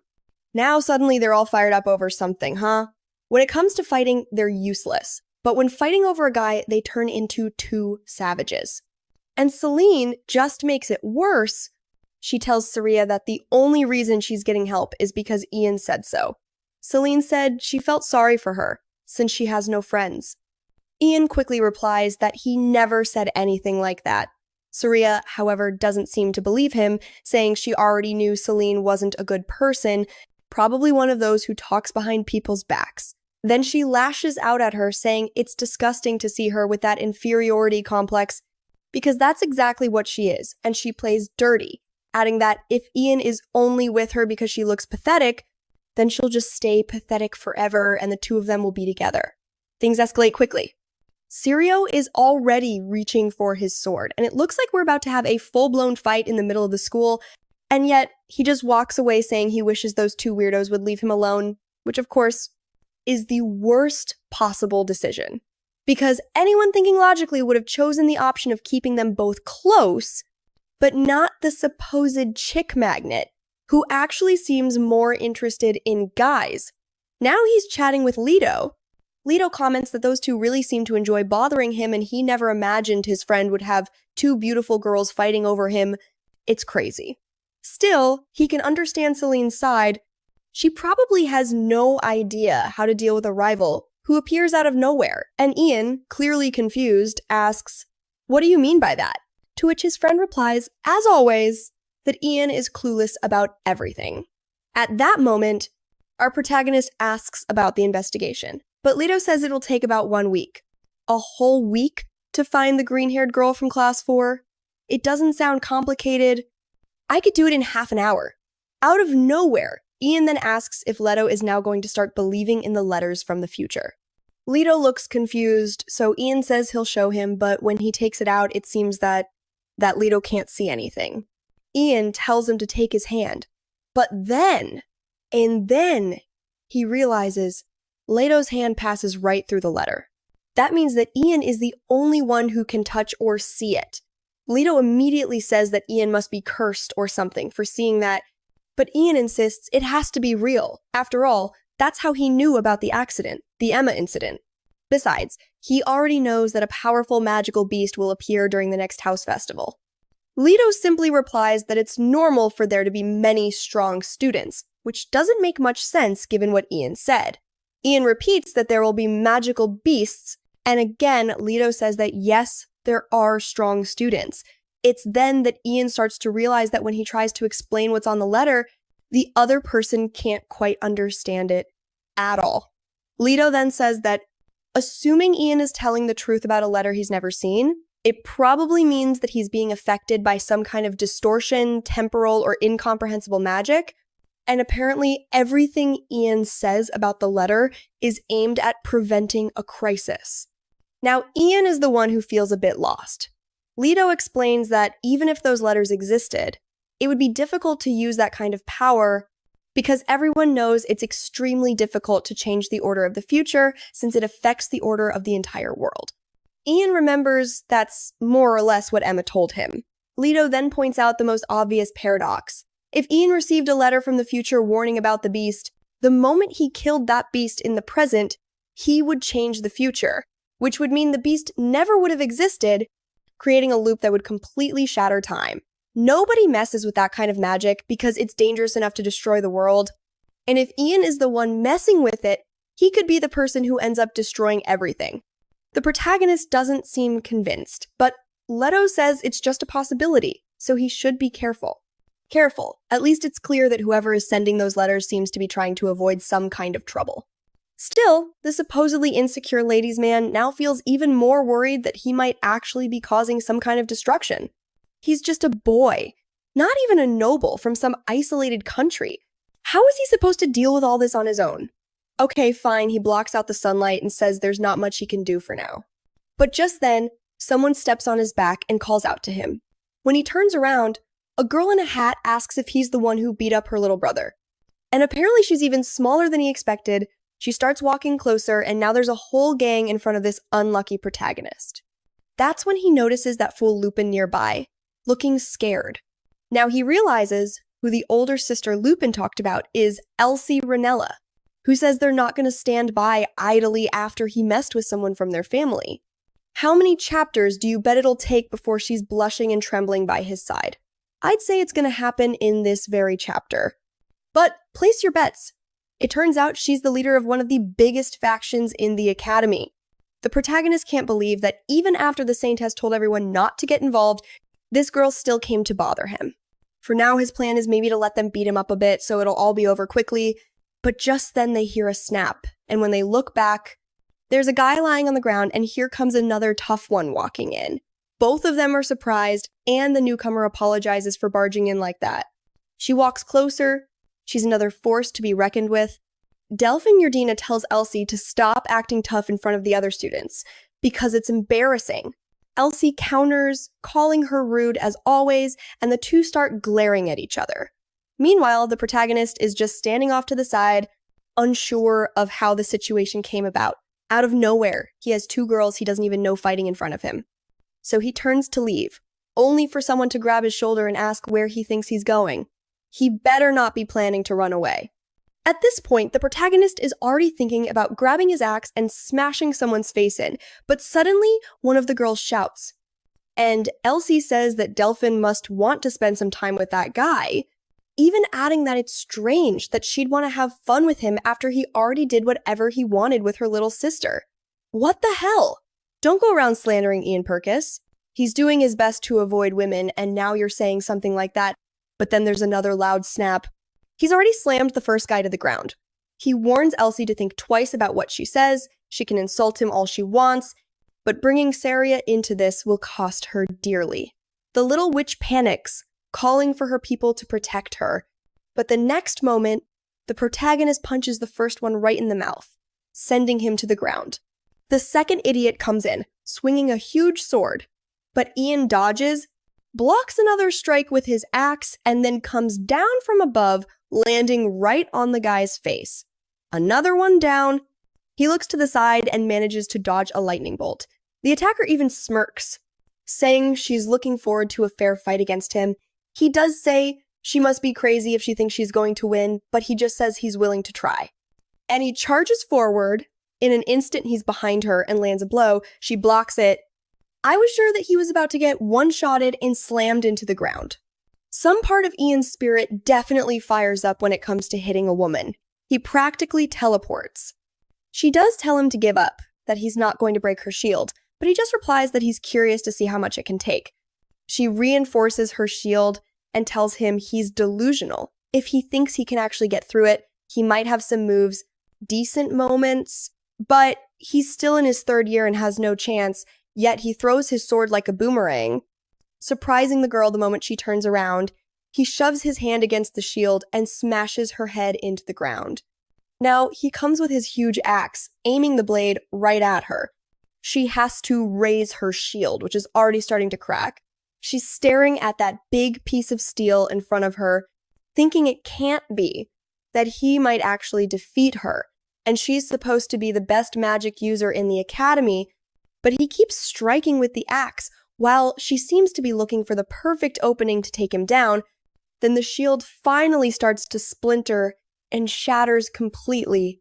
She's trembling now, and the spectators are shocked to see that it really was shattered to pieces. From behind the barrier, the fool starts crying for help, help. But Ian isn't going to be lenient with someone who tries to ruin his reputation as the Academy's resident virgin. He raises the axe and says that if she started this, she'll see it through to the end and give her life with honor. He slams the blade into the ground next to her head and warns that next time, she won't be so lucky. When it comes to humiliating a woman, this guy takes it seriously. It's no wonder that when the spirit took over his body, it went around beating up every woman it saw. Now, I want to see if that talent runs in his blood, because Delfin asks if he can spend some time with her. Wait, what? She says that, but then the scene changes to Leto, laughing because he just heard that the axe maniac struck again. The protagonist says he's going to get beaten up, but Leto tells them both to calm down for a second. Then he wants to know about Ian's conversation with Miss Delfin. Ian says there hasn't been one yet, but they're supposed to meet later tonight. Then he tells Leto to just tell him who has been starting those rumors about Seria. Leto pulls out a letter and tells him to read it. When Ian doesn't react, Leto says he's calmer than he expected, and Ian replies that he's not even really sure why. He already suspected something and had a few clues, but now he's sure that's why. Whatever that is, he doesn't say, and none of us will know because he didn't explain. Leto asks, what exactly do you plan to do? Ian says, it depends on how they respond. Then we see Seria in the forest, probably thinking about the axe swings he delivered, realizing he fought for her again. Oh my god, Ian is so amazing! And speaking of him, look who shows up, asking why she looks so sad. Now she's with tears in her eyes, saying she only causes trouble, and wants him to stop worrying so much about her. Ian, just take this girl to your room already, so this tired, drawn-out romance can be over. She asks, or can I give you a hug? Oh my god! What do you mean? Wait a second. Too late! Oh my god, what's happening? A woman is hugging me! He says her name, startling her, and she pulls away, and just to be clear, this protagonist is 23 and he's blushing because she hugged him. That's why I like that one Chinese series where the guy spends 10 million per second on women and takes them all to bed. It balances things out amidst this back and forth where nothing actually happens. They notice a sepia flower on the ground. Her cheeks as red as a tomato. She comments that it should only grow in the north, that she's never seen one so far south. That's when Ian remembers that Sephi is the name, or perhaps the alias, of the person sending the letters. Seizing the opportunity, he asks Seria if she likes it. She says yes, that her mother loved it and that's why she does too. Ian starts to wonder if in the future she might have taken the name of that flower for herself and is the one sending the letters. But then, why would she try to hide her name? Either way, whoever it is, it's clear that this flower means something important to her. Besides, he just needs to stay calm, because during the hunting festival he's going to get closer to this person, even if he doesn't remember it yet. But could Sephia really be Seria? If that were the case, then she would be the one he marries in the future. He shook his head, thinking that even if that letter were reliable, she's still just a junior. He can't let himself get distracted by her. He needs to focus on what he has to do, which so far has mostly been hitting people because of her. He then asks if she's sure that Miss Delfin will succeed the Yurdin house, and if by any chance she has no possibility at all. She replies that she doesn't have the qualifications or the ability to be the successor, so there's no way she can compete. Her older sister holds all the real power, and the whole family supports her. But the protagonist suggests that maybe they're keeping her on a leash. After all, she's still a Yurdin daughter. And in theory, a fight between them would be the most natural thing to expect. Seria says she's never had the courage to challenge her sister. She's always kept quiet, obeyed, and done everything she was told.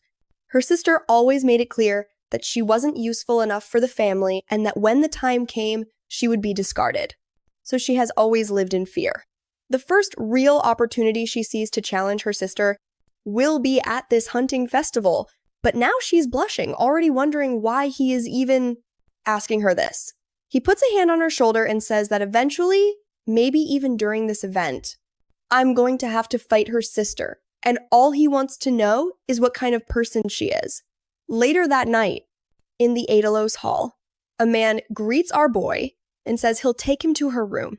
Ian already knows that visiting her like this at night is going to start some very interesting rumors. He gets to the door, opens it, and immediately turns red. The girl is waiting for him in revealing clothes, showing a lot of skin.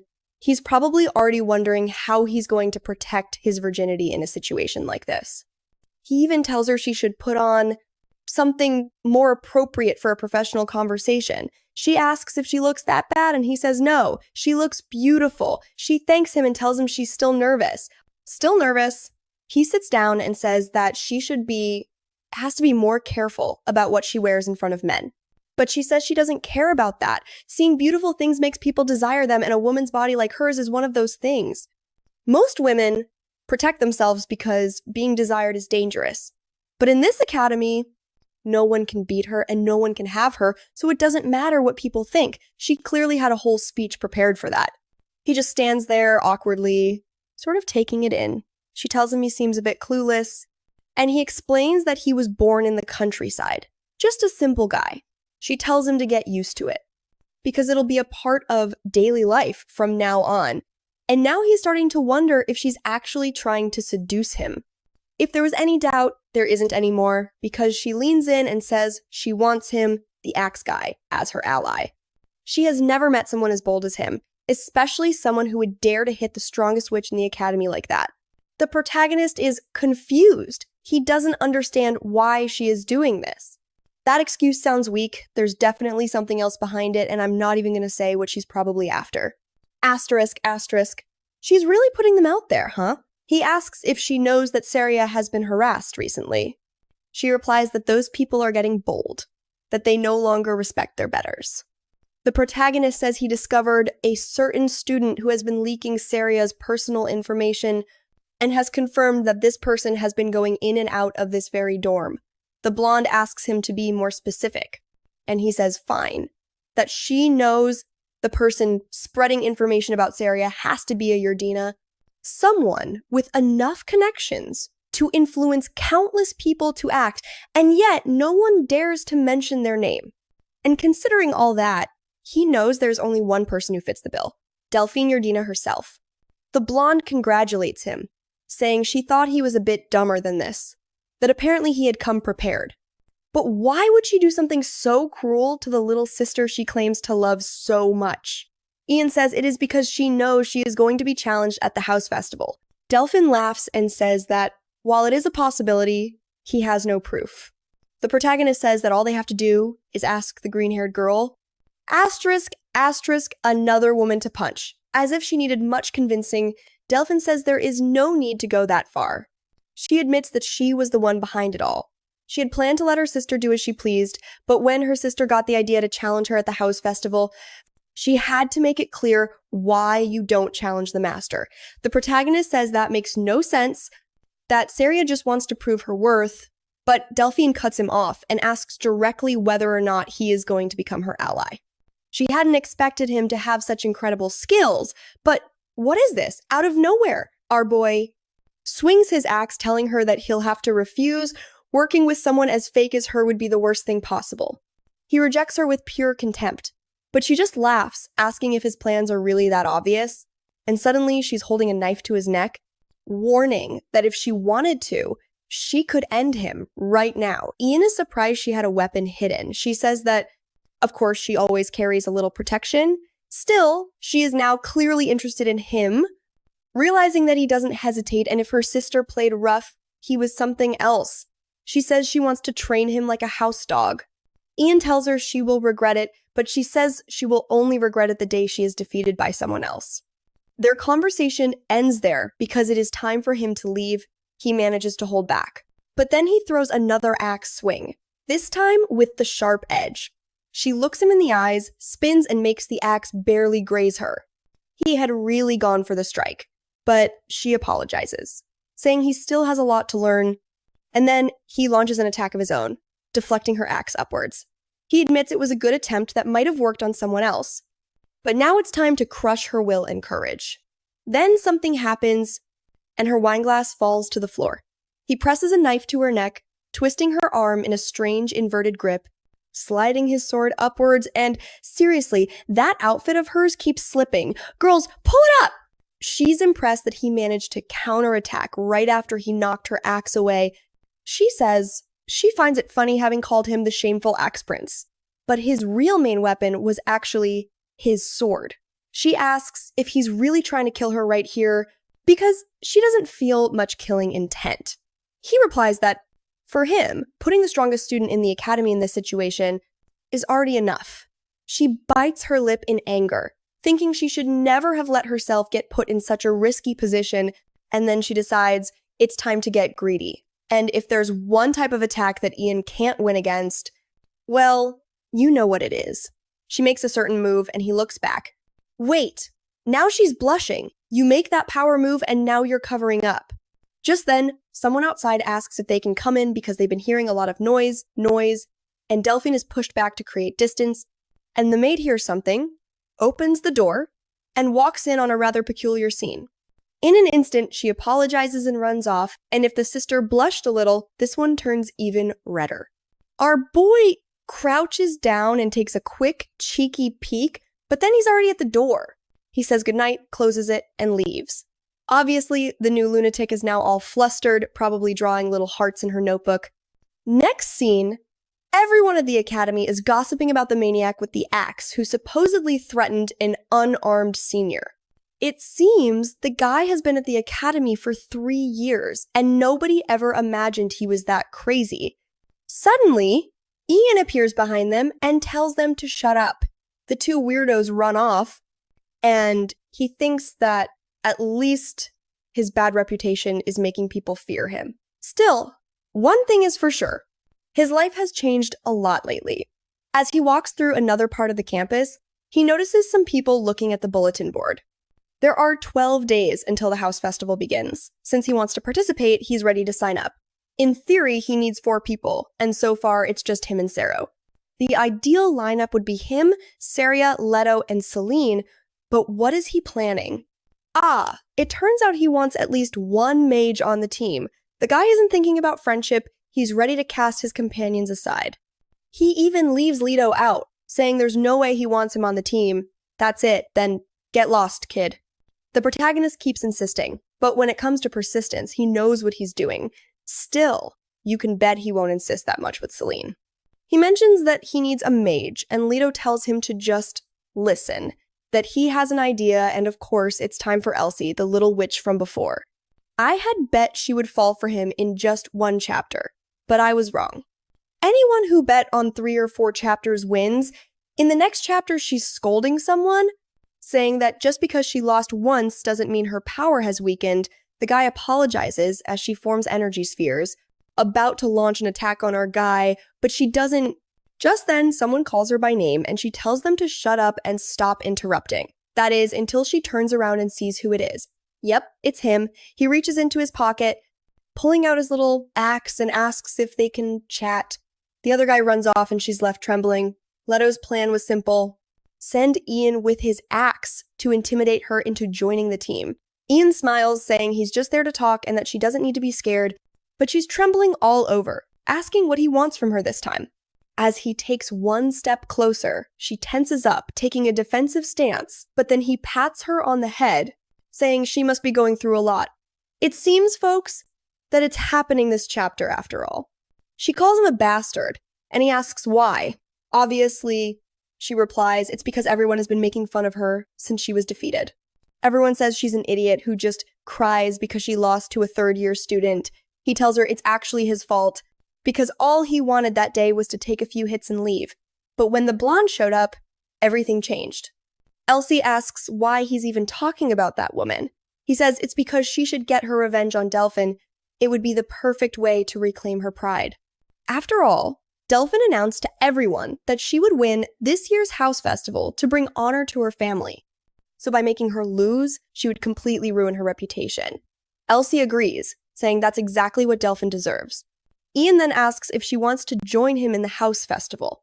She doesn't seem very enthusiastic at first, but after looking him in the eyes and then looking away, she says she doesn't think he's that strong. Still, it would be better to bet everything she's got than to let Delfin win so easily. Elsie agrees, adding that watching that woman win would only enrage her more. Ian says that's exactly why she should join him so they can secure victory together.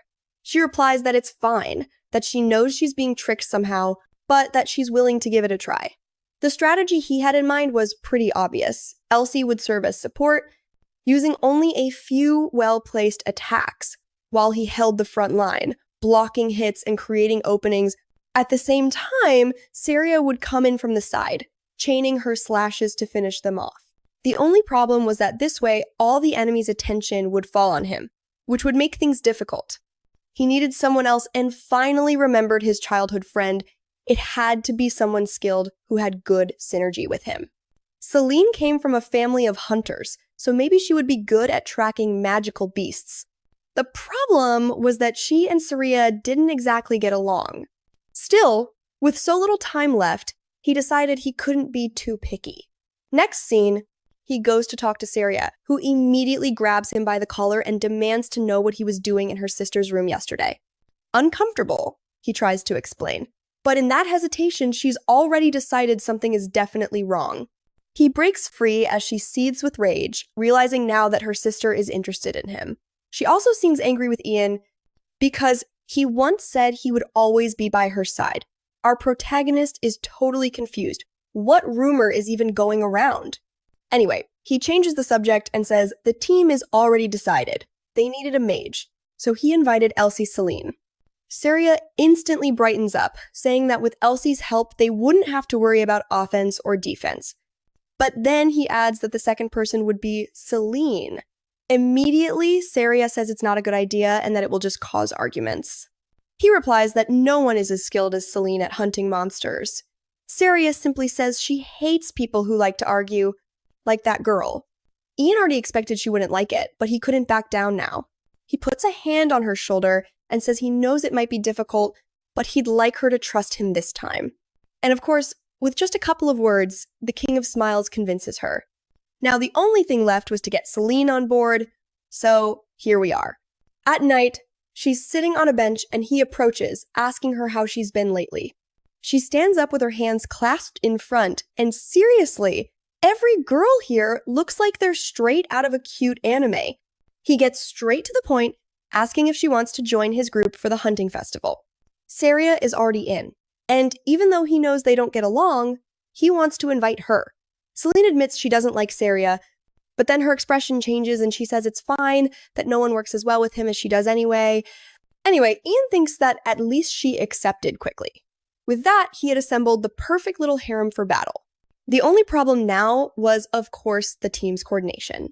One always wanted to fight, another had no social skills, and Celine would definitely want to compete for his attention. His initial plan was to get them to work well together. So it was time for some practical training. Although the situation between them was risky, they are standing next to each other, glaring daggers at each other. Meanwhile, he's next to Elsie. The tension is obvious.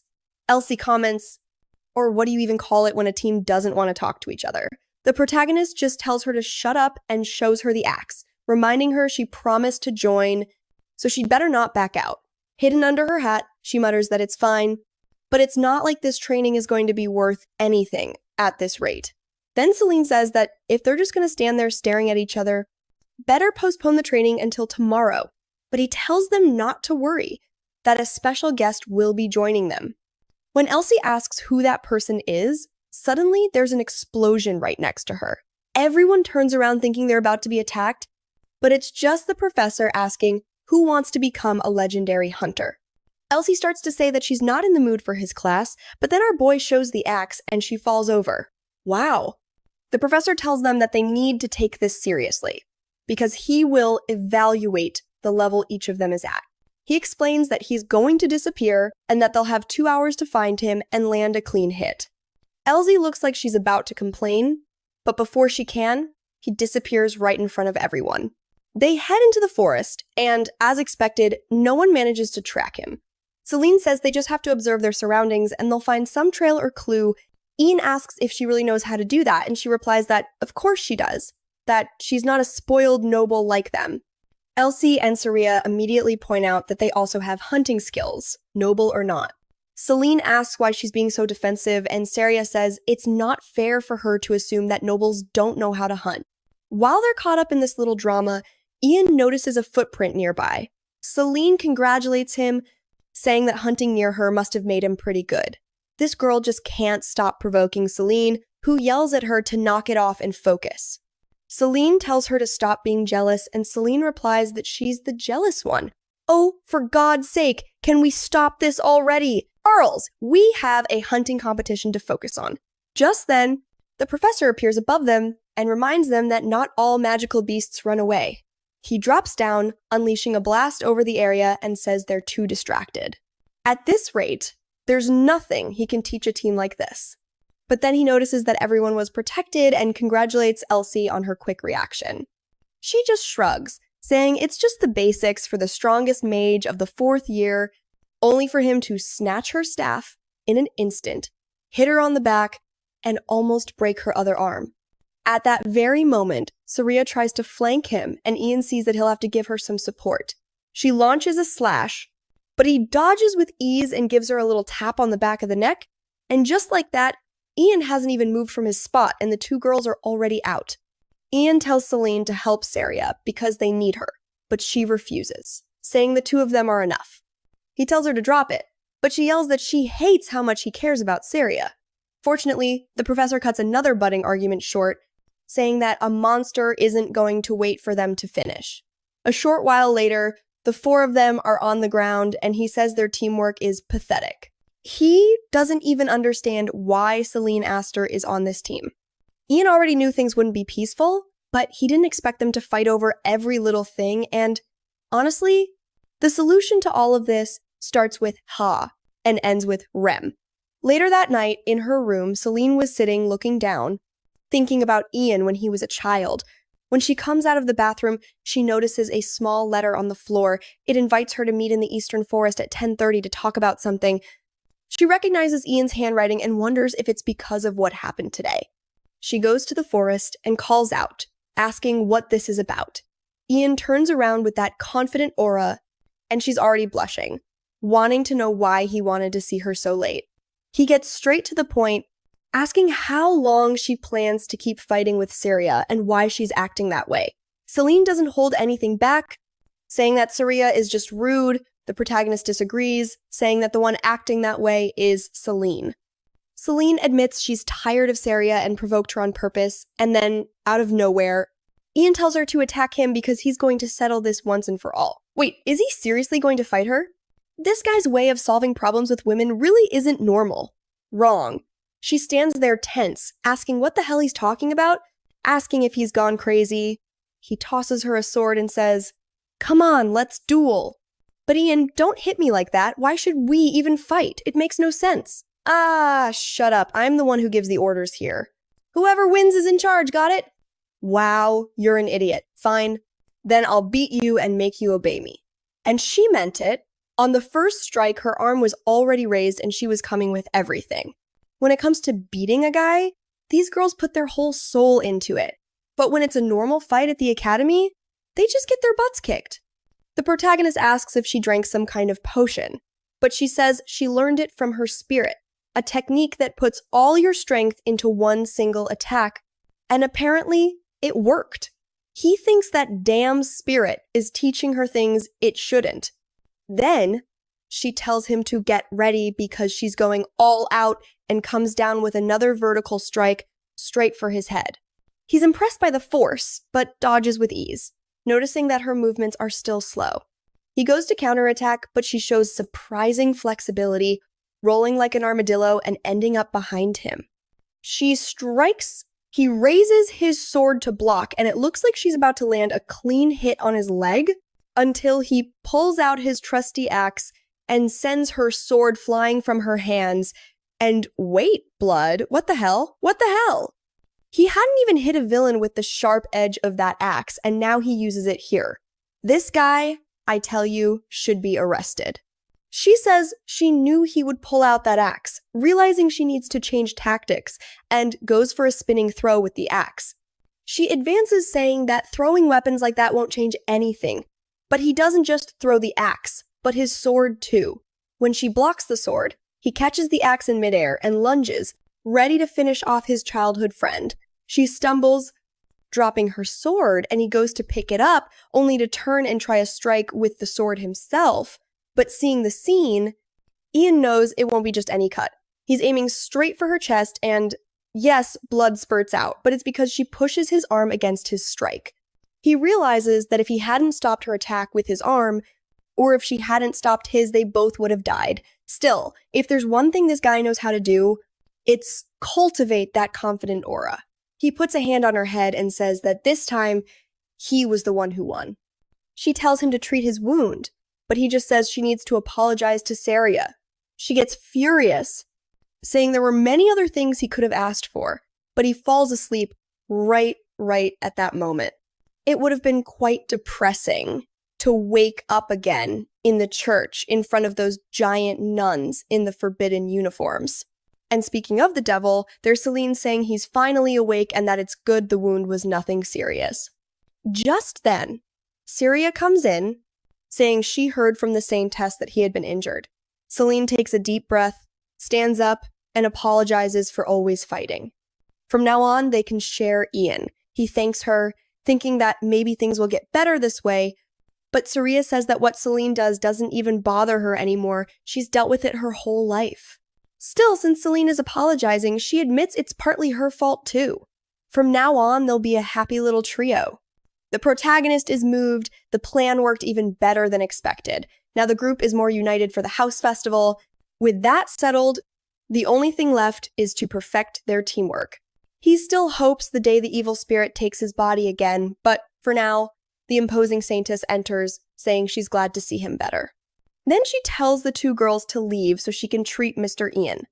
The protagonist wonders why he suddenly feels a strange chill. A shiver, Celine gives her a sharp look, then tells the saintess to take very good care of him. Very good care because she really likes the guy, but the Blessed One simply replies that if she likes him so much, she should make sure he doesn't get hurt in the first place. Celine freezes up nervously and leaves.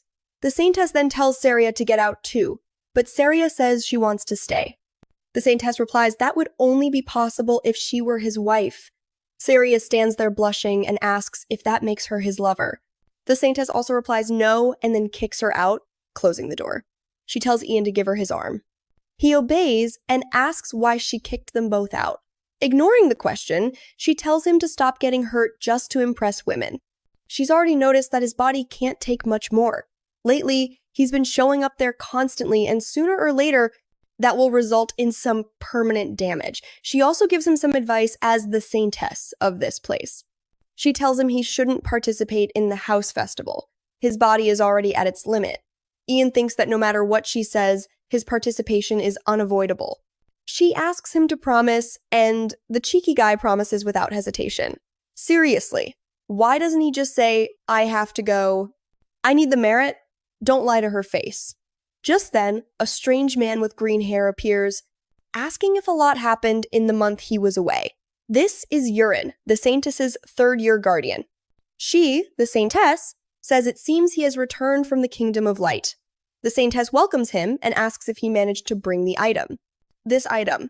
Yurin says it took a while, but here it is, a blood crystal, a sacred treasure granted only to Saintesses, and that there's only one in the entire kingdom. This item drastically strengthens the abilities of a Saintess. As long as someone isn't 100% dead, she can now save them. Looking at Ian, Yurin starts to say something, but the Saintess cuts him off, confirming that, yes, with this, Emma could save him, save herself. The problem is that the item is extremely precious, so unless it's an emergency and she has permission from the kingdom, it can't be used. I thought she could level up with that already, but no, it drains her power, so she can't use it freely. Then she apologizes to the guy to place a hand over his heart, but it's hard to even find it with so much bulk in the way. With that, they leave, and Ian thinks that if he had a choice, he wouldn't want to be in that position either. But there's too much at stake, and he needs to participate in the Casa Festival he promised Seria they would win. He also needs to kill a high-rank beast to get an item that could save Emma. Above all, the letter warned him about an incident that is going to happen, too bad for the Saintess, but she'll have to get hurt again. The training with the professor continued, and finally, the big day arrived. The legend who built his arena in just 24 chapters arrived with his team. Elsie congratulates them, saying she thought they wouldn't stand a chance, but at least now they won't get in each other's way. Ian tells her to take it seriously, as if everyone's life depended on it. Elsie doesn't think it's that serious, and just as Ian is about to say something, a knife flies towards him out of nowhere. He blocks it with his axe. $1 quadrillion. He says it's the crazy, half-naked blonde, and indeed, it's her. She says it's been a while since they've seen each other, little axe prince. He tells her that was extremely risky, but she tells him to stop exaggerating, that she knew he would easily dodge it. Besides, she just came to say hi to her little sister. Ian immediately tells Seria to take a step back and disappear. As he has always done, in letter number 9, the sender thanks him, saying it was thanks to him that he was able to win the Casa Festival. Finding that monster was terrifying, but they survived. It was also interesting to find out its weakness was the horn, next chapter. Right after Delfin says that, the protagonist can't help but think she's truly a terrible person. She didn't need to go that far just to discourage Seria like that. The protagonist tells her to stop being ridiculous, that just because she's interfering doesn't mean she'll ruin his chances of winning the Casa Festival. Delfin tells him to shut up because she's talking to her sister. Then, Elsie steps in, telling Delfin to shut up, unless she wants a beating during the competition. Still, the older sister insists, telling them both to stay out of it because she's addressing Seria. That's when Seria remembers how the blonde always told her to stay in her place, insisting she could never win, that she wasn't useful enough, and that in the end, he would only suffer.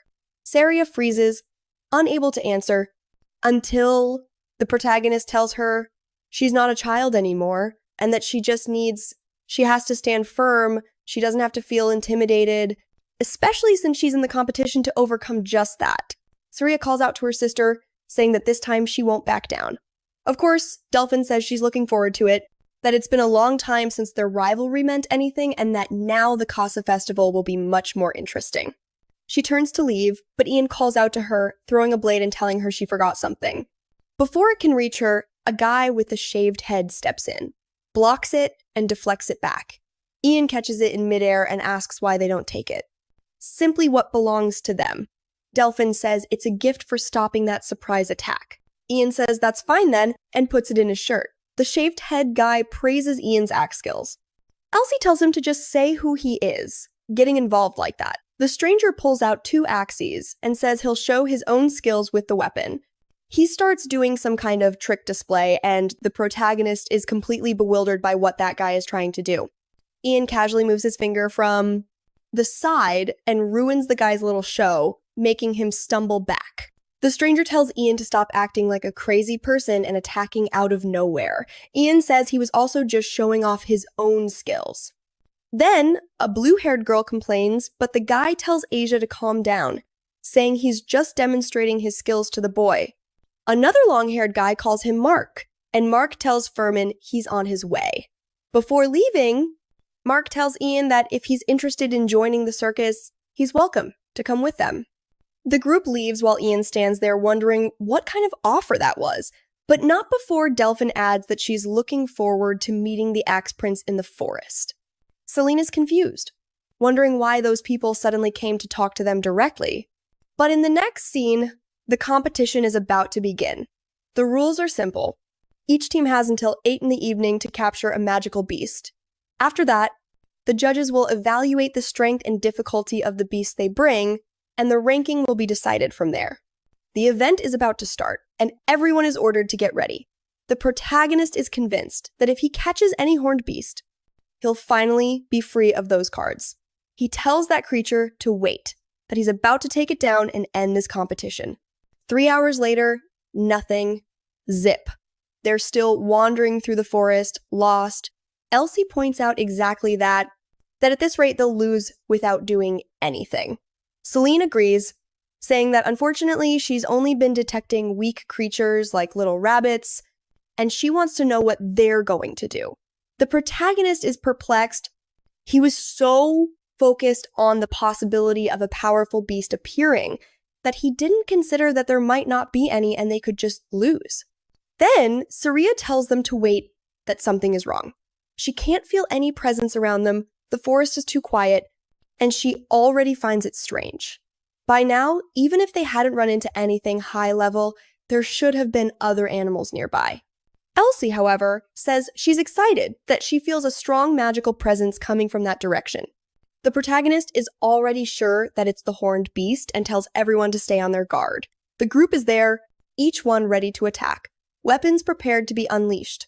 They continue to advance slowly until they stumble upon a pile of dead animals. They don't understand why, maybe it's some creature marking its territory, but when they move a little further, Ian tells them to wait. Right behind the tree is a huge beast, the same horned one from the prophecy, which immediately fixed its gaze on them. Ian shouts for everyone to get into position. A roar from the creature sends a gust of wind over the entire group. Ian quickly asks for the protection of. Elsie tells them to stick to the training plan with the barrier up, warning them to be careful, as there are no fallen trees around, which means the creature knows exactly how to move without causing destruction. Elsie casts a speed boost spell, and Ian charges forward, saying he'll create an opening. He yells to everyone that its weak spot is the horn. They don't understand how he knows, but he just tells them to trust him. Seria lunges for the first slash, but the creature tilts its head to avoid it. It's 6 or 7 times bigger than any of them, and it lashes out with a huge claw at Seria, who ducks to dodge. Beautiful form, but instead of using that to push herself back, she's left vulnerable and about to be crushed. Celine tells her not to be afraid and to keep moving forward, intercepting the attack so Seria can close the distance.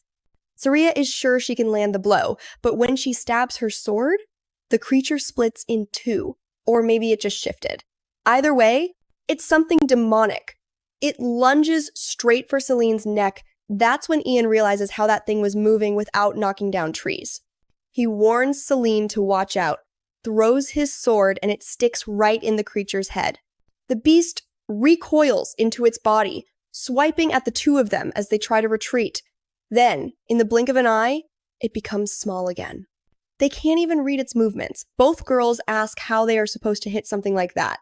Ian says they'll have to rely on Elsie's accuracy, that her magic should be able to stop it. The three of them need to focus on buying as much time as possible, but before he can say more, an arrow nearly hits him and half the forest explodes. He's the only one sent flying far away. Celine circles to the side as he shakes it off, saying it's nothing and that he's there to tank it. She keeps pressing forward, slashing from both sides of the wolf-like beast. It goes for another bite, this time pinning Celine to the ground. Meanwhile, Seria and Ian run to protect Elsie. She starts chanting, asking them to hold it in place. Seria moves in to attack the horn, but the monster swats her away with a claw. Again, Ian comes in from the side, throwing his sword upwards and seems to land a solid hit on its snout. But the sword is sent flying through the air. At least it creates an opening for Elsie, who says that's enough. A magic circle appears, lightning and smoke fill the forest. Ian is sure there's no way the monster can survive such a large-scale attack. But when the smoke clears, the creature is there, staring right at him. Elsie understands immediately the boss has lightning resistance. Ian charges forward, wondering why none of that was mentioned in the letter. The only high-level magic Elsie has mastered is lightning, which means they're in trouble. The plan now is to buy some time and think of a new strategy. That's when he notices a slight separation between the horn and the rest of its body. He tells her they'll try again. She says it's useless because of the lightning resistance, but he just tells her to shut up, that they don't have time to think of anything else. And, of course, with a plan like that and an IQ of 16, it doesn't work. The fact that the boss had lightning resistance made it obvious that it also had mastery over that element. And indeed, it began to conjure an electric sphere in its mouth, devastating the forest again. In letter number 10, the sender wrote that it was good they managed to kill that beast. It was a shame they were suddenly attacked right after, but in the end, it was still worth it. The next chapter begins with the beast attacking again, and Ian yelling at Elsie to get out of the way. The lightning almost hits her, but Seria intercedes, pushes her aside, and is sent flying along with her. Celine attempts a counterattack but is repelled, exploding in a cloud of smoke. The protagonist tries to move forward to draw the monster's attention, telling it to focus on him, and the creature obeys, craning its neck and lunging to bite. He withstands the blow but is thrown backward. At least he notices that the beast doesn't launch its attack continuously, which means it must have some kind of cooldown time. Since it had already used it, all he needed to do now was buy some time. Until Elsie could conjure her attack again, he attacks with his axe and sword, making the creature bleed, telling it that this isn't over yet, but the monster activates its new electricity, sending him flying. And now it seems he's twisted his ankle. Before he can get up, the beast already lunges for another bite. But Seria appears using her family's secret technique, the lion sword style, landing 3 slashes on its neck. But this annoying boss stretches its body unnaturally, dodging all the blows and lands behind the protagonist. Seeing that nothing is working, Seria asks what they are supposed to do now. Celine can still move, but she can barely help. She's almost exhausted. Elsie screams for help, saying that the monster is about to move again. Ian tells Seria to withstand just one attack. She asks what the plan is, if he's risking himself like this. But he just tells her to trust him. She agrees and rushes in to intercept, getting knocked down. The beast raises its head, and he appears over it, falling towards the horn, but damn it, it bites his forearm, making him curse as he tries to sink his axe into its snout. He seems to land a good hit and, at the same time, starts to unsheath his sword, stabbing it into the base of the horn on the back of its head, freeing himself from the creature. He's still in the air when the monster starts to conjure another spell, but Ian says it's already too late. Elsie's lightning falls from the sky, striking the exact spot where the sword is embedded. The beast begins to shrink, writhing in pain. Ian comments that if you put a conductor right on top of its head, that's gotta hurt, even with lightning resistance. The sword conducted the electricity directly inside. That was the end of the damn thing. He pulls out the sword. Elsie looks at him surprised, but he tells her not to worry, that it's over. Ian, still in his confident mode, raises the bloody blade to the sky. Elsie, now excited, says they'll do very well with this, that it was a named monster. Ian celebrates, saying that this probably secures them a solid victory. Seria smiles proudly, and Celine is also delighted, but as we already know from the letter, something is about to ruin everything. Ian warns them to stay alert. There could be others nearby.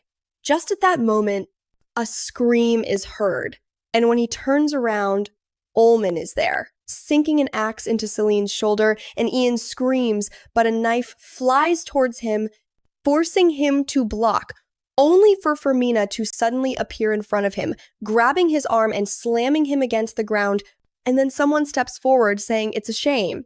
Aisha, the blue-haired one, is already holding Elsie, while the others tell everyone to stay still.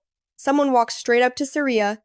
It's her, the blonde in the robe, saying that whoever captures this beast will win and it surely won't be them, unless Seria was planning on facing her. Meanwhile, Celine takes axe blow after axe blow. Are you seriously trying to chop the girl to pieces? Folks, what is going on here? That's enough. Over there, one of them is frozen like a popsicle, and the protagonist lies on the ground, doing nothing. Then, Seria raises her sword and says she won't back down. Her sister smirks arrogantly, telling her she should already know that she's still far from her level. It's Seria. She tries to use that special technique, but a single slash from her sister cuts right through her, and then a direct kick to the stomach sends her sliding across the ground. Still, the determined girl gets up again, saying she knows she's not ready, but she won't just stand by and watch. She's no longer a child who just cries, now she will fight. Delfin praises her, saying she's grown up, but insists she still doesn't stand a chance. They clash like a Chidori and Rasengan, but Delfin just looks back confidently, while Seria collapses like a sack of organs. The protagonist screams that he's too far away, but one of the men warns him to shut up, unless he wants to get cut too. Delfin, however, tells Furman that he's being too polite, that he should have already split Ian Perkus in two. After all, it's their fault for letting their guard down, and honestly, I'm enjoying this because I can feel that our protagonist is about to destroy everyone here, and I'm waiting for it, especially to see that smug blonde in a robe get put in her place. Our 10 IQ hero then asks, how did they even know where they were? Delfin says it was simple. The dagger she gave him from the beginning, she had placed a tracking enchantment on it, playing him for a fool so they could find them easily. He realizes it's his fault they were located and that all the girls got hurt. Yeah, accepting that dagger was idiotic. He also knows that at this rate, he won't be able to follow the letter's guidance. That means Emma will die. Seria will no longer be able to uphold her family's name and will abandon both her home and the academy. That path would lead to the appearance of the one who will bring about the end of everything. In one of his memories, someone holds his face and tells him not to forget he will need a potion made by Emma, and Seria must reach her full potential. He has to open his eyes and not lose the people who are important to him. Looking at the dead beast, Delfin says it was quite ruthless this time, but in the end, in this world, only the strongest survive. But just then, he hears a scream. He turns around and the giant axe almost takes his head off, hitting the wolf instead. Furman is on the ground holding his face, while the protagonist with blood on his lips says that now their fight is going to start for real. He just went wild and bit the guy's nose. Delfin stays calm, realizing that Furman won't be able to move after that wound. What she doesn't understand is how she didn't notice that the axe almost hit her, and the protagonist is being possessed again by that cursed spirit. He says his head is spinning, that he doesn't really understand what's happening, but he's full of energy. The shaved head guy approaches with a strange calm, walking as if he were in a shopping mall, showing off his axe and challenging Ian to a duel. But Ian throws a sword at his feet, forcing him to dodge to the side, and he's already behind him, swinging his leg, grabbing him by the shoulder, and slamming him face first into the ground. I thought I was going to be nice and let the guy in peace, but instead he grabs the sword and also stabs it into his shoulder. Well deserved, right? That bastard had been wrecking poor Celine. The mage from his group calls out to Olmar and immediately starts to cast something. Shards of ice fly toward Ian, but he manages to dodge them, and mid-evasion, He swings his spinning sword, but she manages to block it with her staff. Then another strike flies out and bam! It hits her square in the leg. She falls immediately, holding the stump, and begs him to stop, but he lands a clean blow on her. I don't know if he killed her, but her head hit the ground like a rock. At that moment, the troublemaker in the robe asks, what technique that axe prince just used? What a ridiculous and embarrassing name. She's sure he's using something that normal people shouldn't know and demands that he explain. Ian just tells her to shut up and come at him. The 11th letter says that from that victory, from that day, the person who writes the letters tasted victory. Since then, she started to get interested in him and never imagined that she would love him forever. I don't know if Seria is the one writing these letters because it would be too obvious if it were her, but on the other hand, maybe that's the point. Sometimes the obvious answer is just bait, you know? In the next chapter, Delfin keeps pressuring him, telling him to stop dodging the question. She says that the fighting style he used against Olmar is a sacred technique of the kingdom, Jujutsu style. Plus, the undetectable throw of the axe was due to some kind of sword circle. That's something Seria once explained as movement in stillness, a state in which movement and stillness become one, where it seems like you are still, but in reality you are moving, which makes no sense at all, right? Ian naturally asks how something like that is even possible, but Delfin explains that it's a difficult technique to understand, but extremely powerful. At that moment, Ian wonders where that memory of his comes from. He doesn't remember experiencing anything like it. He just tells her she must be mistaken, that she has no idea what she's talking about, but she draws her sword immediately, saying that he clearly doesn't want to reveal where he learned it, so she'll have to beat it out of him. She lunges forward with a series of relentless attacks, and now his courage starts to run out. Her sword almost cuts his neck. She keeps mocking him, calling him a coward who only runs away. He stumbles awkwardly, drops his sword, but at the same time he throws it. She dodges it, but then expects the weapon to come spinning back like a boomerang from behind while he charges with his axe.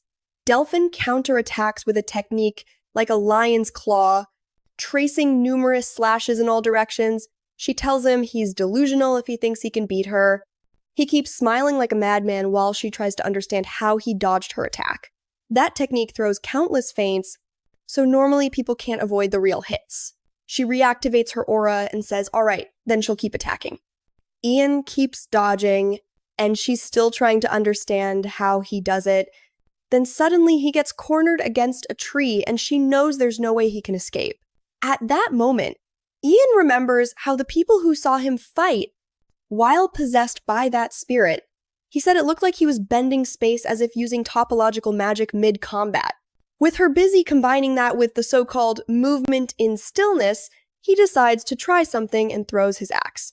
She blocks it and asks if he's so desperate that he'd throw his own weapon, but when he lunges in for the attack, she thinks he doesn't have the talent to transform his body like that magical beast. Still, he had something else.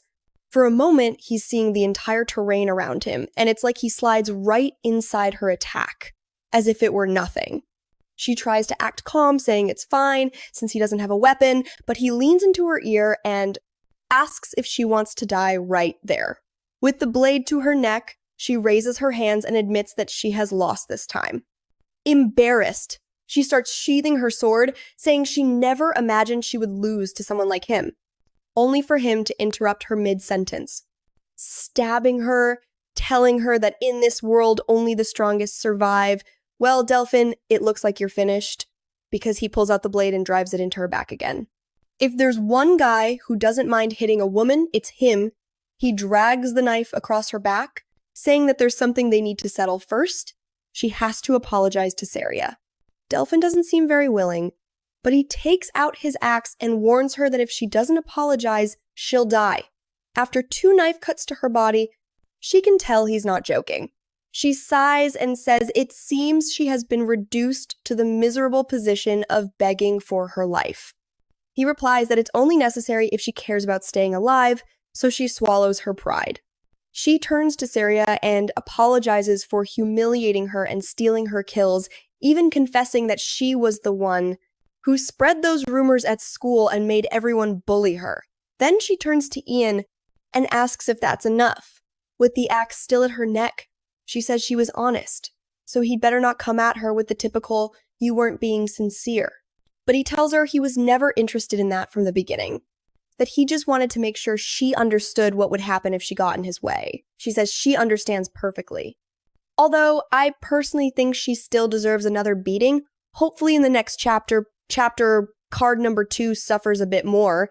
12 is just a woman missing someone, and the next chapter starts right away with the results. The exam results. No, I wanted to see the blonde get hit more. The professor says that the festival was incredible and that everyone did better than he expected. Risky situations and dangerous ones, even some where there could have been casualties. But thanks to the brave students, that extremely dangerous beast was eliminated. Then he announces the names of the 4 heroes. The little witch, who for once was actually useful. Celine, who was tossed around the whole time. Seria, who most of the time ended up on the ground, and there's a certain saintess wondering why she went through all that when she told him he would only get hurt, and the man himself standing proudly, Ian Perkus. The 4 of them had captured the most powerful creature, and each one would receive a bottle of dragon's blood. The professor praises their capture, saying that they could easily get at least 10,000 gold coins for it. Of course, Ian is much more interested in saving Emma. Too bad the item doesn't belong only to him. After all, they all won together. But the harem ladies are saying they don't need the money. What noble girls. Even Seria says the same thing. Celine, on the other hand, is poor. So what does she say? She says that just receiving the dragon's blood is already enough for her, so he can do whatever he wants with the rest of the loot. Right away, he calls the High Saintess and says that should be more than enough of an offering to treat Emma. I must admit, I criticized him before for forgetting about Emma for a chapter, but it's been 30 chapters since that girl got hurt, and he's still focused on saving her. As always, the Saintess tries to place a hand on his heart, but it's hard to even find it with all that, and she gives him her blessing to the boy who is smiling from ear to ear. With that, the hunting festival concludes with the blonde receiving much less punishment than she deserved. Near the church, the Saintess tells him that his arm has reached a point where it will never fully recover. And he moves his hand and says it's fine, that his reflexes are just a little slower, but he's ready for that. Without those risks, or if they had died, things would have been much worse. The Saintess then says she's jealous that he's willing to risk his life like that just to save Emma, and she blushes completely. Hey, she could be the girl from the future. Then she hands him something and says it's a secret between the 2 of them. Using that super rare stone that only Saintesses can have, she tells him to hurry up and go, since they're all probably waiting to celebrate with him. He leaves while she silently prays for God to bless him. And this guy is living the perfect life, huh?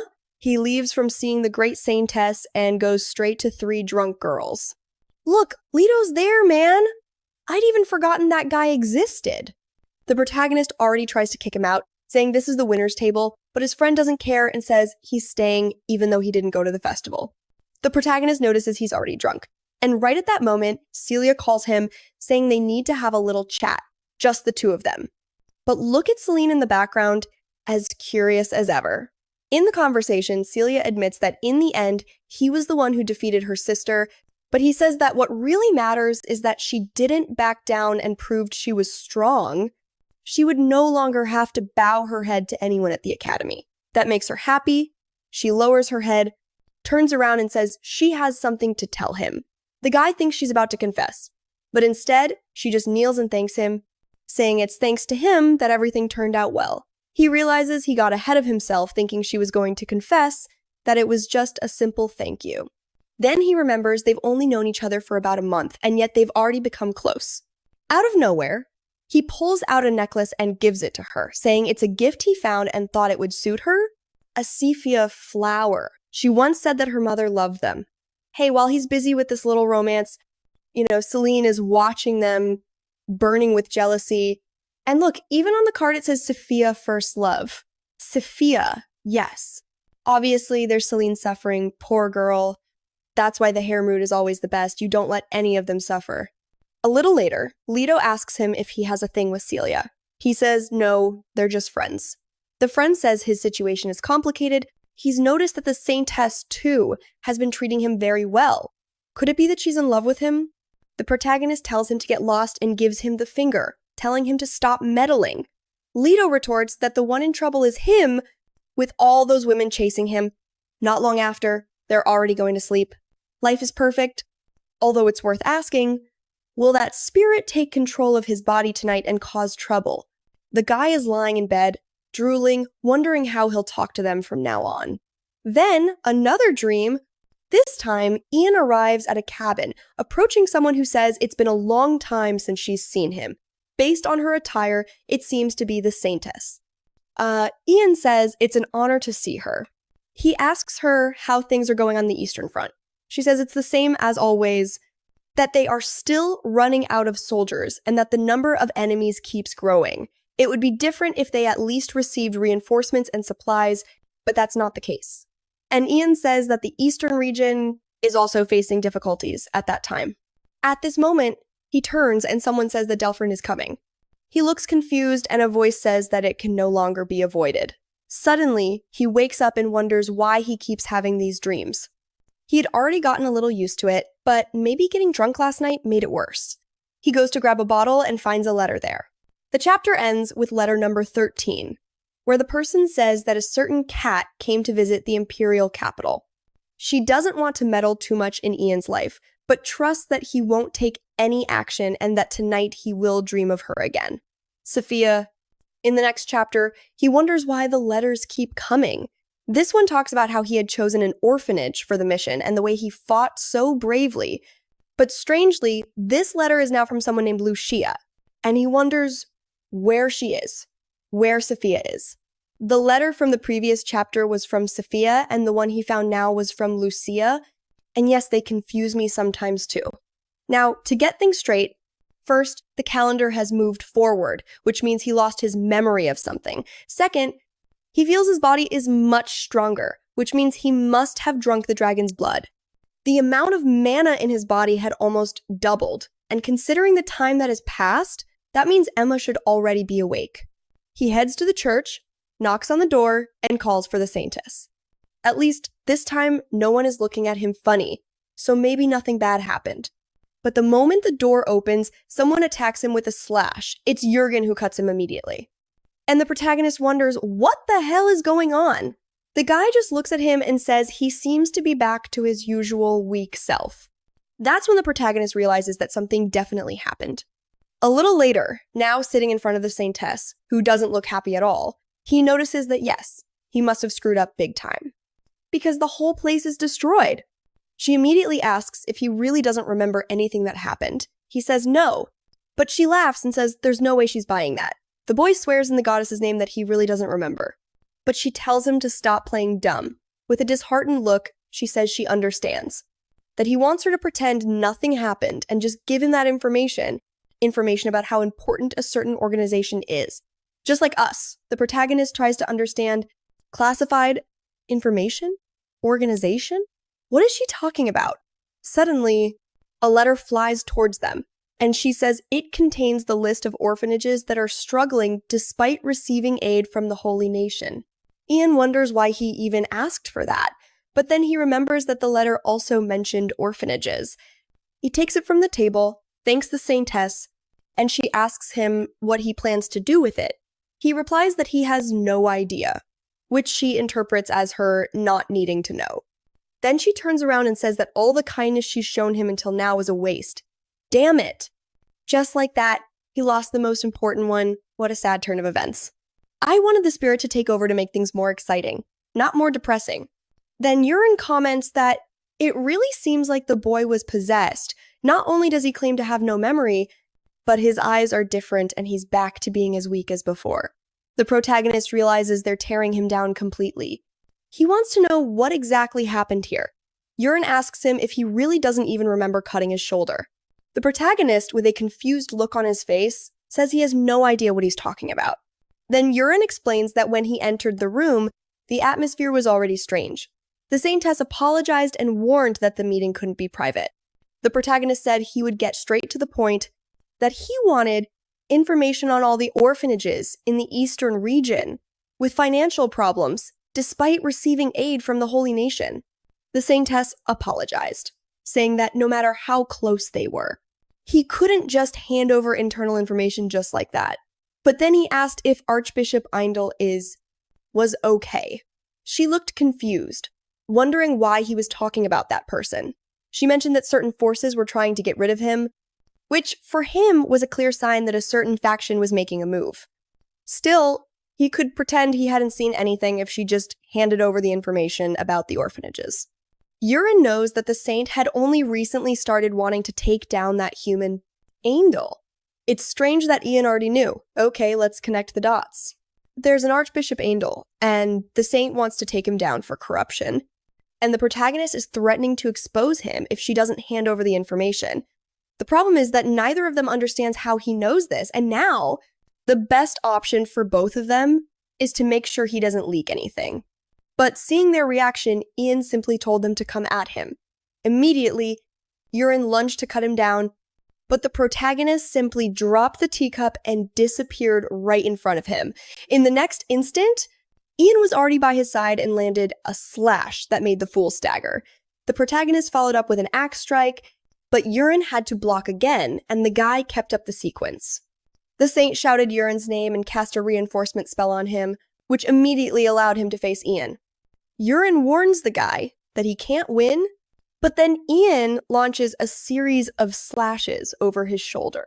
Once again, it's that space-distorting thing, and suddenly, the bite of the axe sinks into his arm. Somehow, Ian was using the sword circle, and the guy was brutal. The dude has the axe buried in one shoulder, and he anchored the sword in the other. Obviously, Yurin knew he couldn't fight like this. So the saint tried to strike our boy. A beautiful move, but he clearly didn't care. He just jumped to the side and gave her a little tap on the arm. Yurin wonders why this guy isn't surprised to see her using jujutsu techniques, and Ian just stares her down, hooks his foot in front of her leg, and the girl falls to the ground. Whoa, looks like the cushions landed the wrong way. Now I notice Yurin is pinned against the wall, calling out to her and asking how Ian has the nerve to do something like that to the saint. The protagonist just asks if he really wants another beating to shut him up. Then the saint asks who he is and why he's doing this. The guy suddenly, folks, decides it's time to farm aura. He walks over, sits in the chair, and says he's Ian Perkus. Of course, she says that's obvious, but she wants to know exactly who he is. She comments that the techniques he was using are only normal in the Holy Nation. She also noticed that Ian used the sword circle with that axe. Neither of those techniques is something someone from this academy should know. The saint says that Yurin is right, that it's better if Ian is honest. Did he even have enough power to make the noble politicians order him to be killed? Hey, saintess, don't threaten my boy. He traced a small finger in the air and wrote dragon on her back.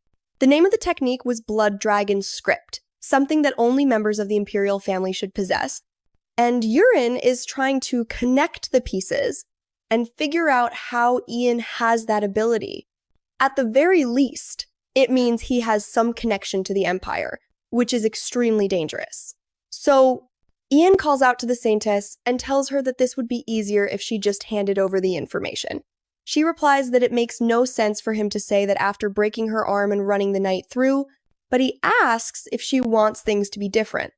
If she is interested, he can burn this whole place down in an instant. The outcome here is already decided, so she must stop crying and obey now.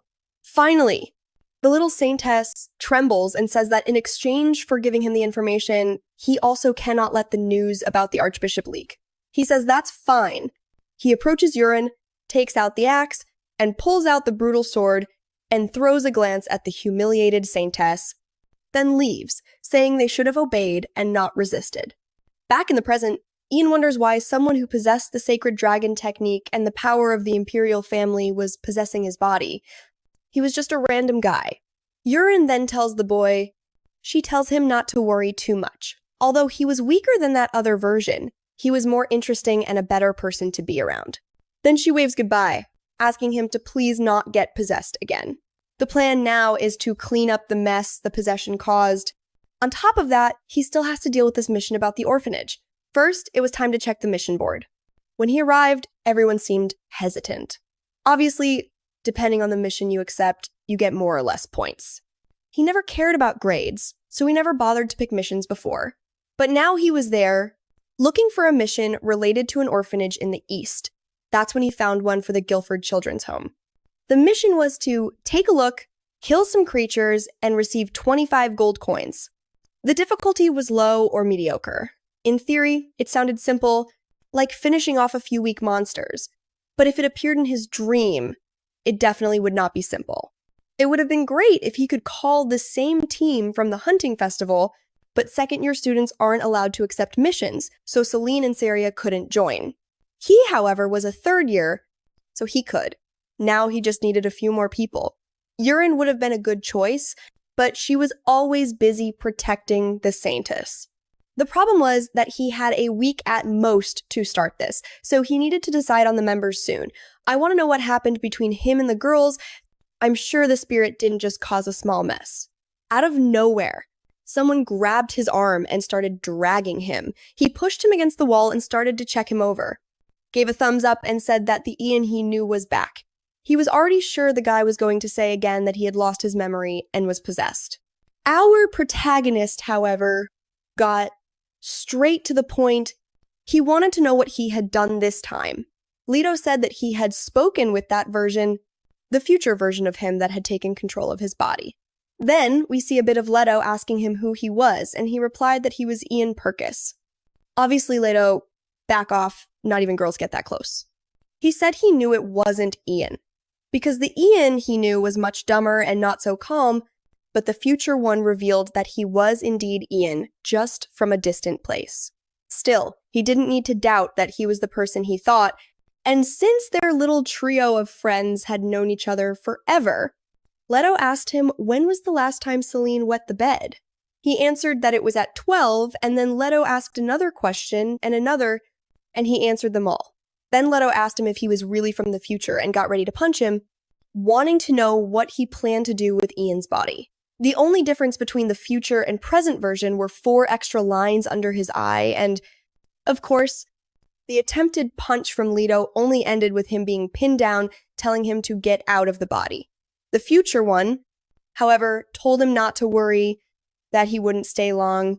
Leto told him to let him go, wanting to know why he was trying to ruin the life of. To that he responded that if he didn't do this, everyone would die.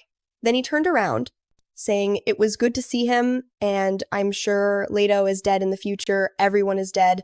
His friend then asked why he was going so far and why, of all people, he was the only one who had come back to the past. He answered that it was because he had failed. Back in the present, the protagonist was still trying to process this whole thing about the one possessing him being himself. Leto explained that yes, it's hard to believe, but based on the questions he had asked, it seemed like the most logical conclusion. The obvious issue, of course, was the time paradox. Let's say today he started a fire and burned everything down. The future version who is dealing with the huge disaster goes back to the past and puts out the fire. Now that the future no longer exists. So where would he return to? The protagonist says he should return to the original future. You know, the one where everything went wrong. However, that would make the future Ian a completely different person from who he is now. They would have different futures and different ways of life, even if part of their past was the same. The confused protagonist says that when he reads the letters, they talk about a future with a wonderful wife. There's nothing about the end of humanity. Leto then says that maybe the letter from the future already comes from a changed future. That complicated things, it was possible that the letter was from a different future than the person who was possessing him. Now, Ian is trying to figure out if all the letters could be coming from different people. At that moment, Leto says that he last saw the future version heading to the forest. He didn't hear any rumors, but he's sure he did something there. Thinking about the forest makes Ian remember Emma, so he asks where she is. Leto says he honestly doesn't remember anything. Immediately, the protagonist knocks on the door and she opens it. He, somewhat awkwardly, asks if she was finally discharged. She says of course she was, and asks him to come in. Feeling a bit awkward, he says that he's been very busy and ended up not going to see her after she woke up. She, however, asks him if he's gone crazy. They already talked. He had been saying all sorts of weird things with a wild look in his eyes, talking about thanking the future version of himself. She didn't understand anything. Still, she decides there's no point in putting it off any longer and thanks him for saving her. She found out about everything he did and the fact that he turned in a creature worth more than 10,000 gold coins. Embarrassed? He says she doesn't need to worry or pay anything back. She says that's impossible, that she has to do something to make that value worthwhile somehow. She asks him if by any chance he would like a personal alchemist from the Perkus house. Ian now doesn't know how to make her feel at ease after everything they've been through. So he just asks her to keep living as she always has. He wants her to keep chasing her dream of making medicine, to graduate from the academy and go live with her father. That's how she should repay him. She laughs. She wipes away her tears and says she knew he would say something like that. A little later, she wants to know why he went there, asking if she can help him with anything. He mentions the last time they talked about the letter from the future. She thinks it's strange that he's so interested in it, but he says he's been reading books about it and wants her opinion.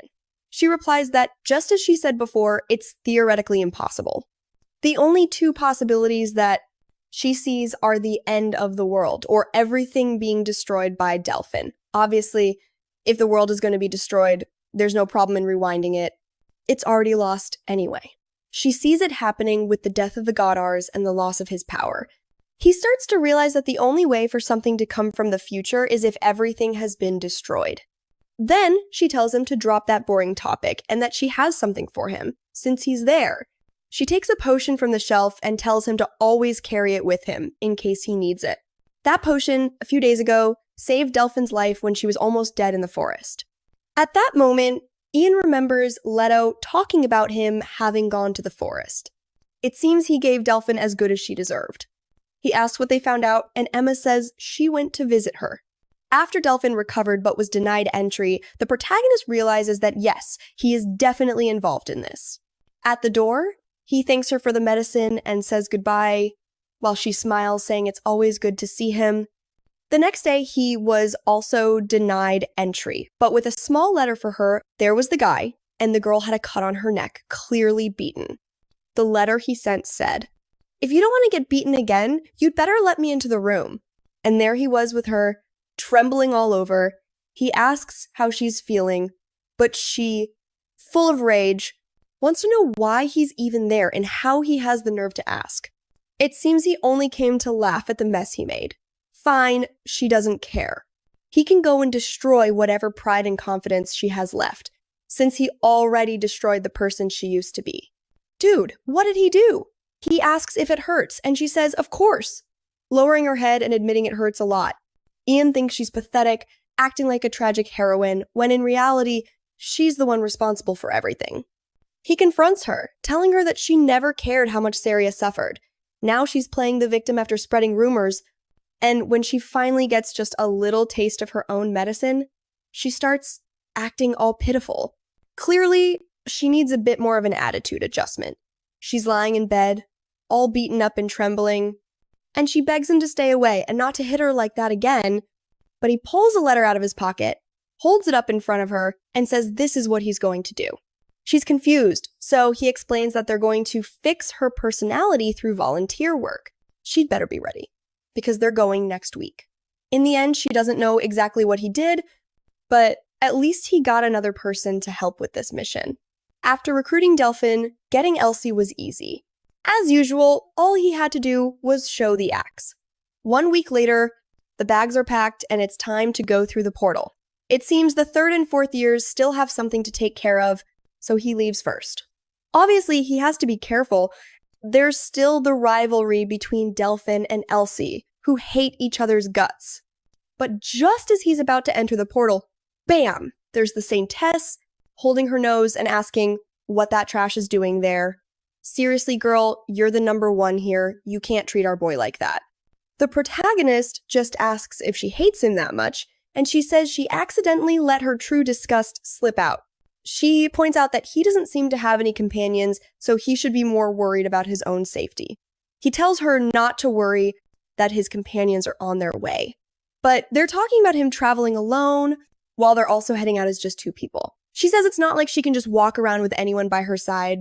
Besides, they're going to do volunteer work, not a bulletin board mission.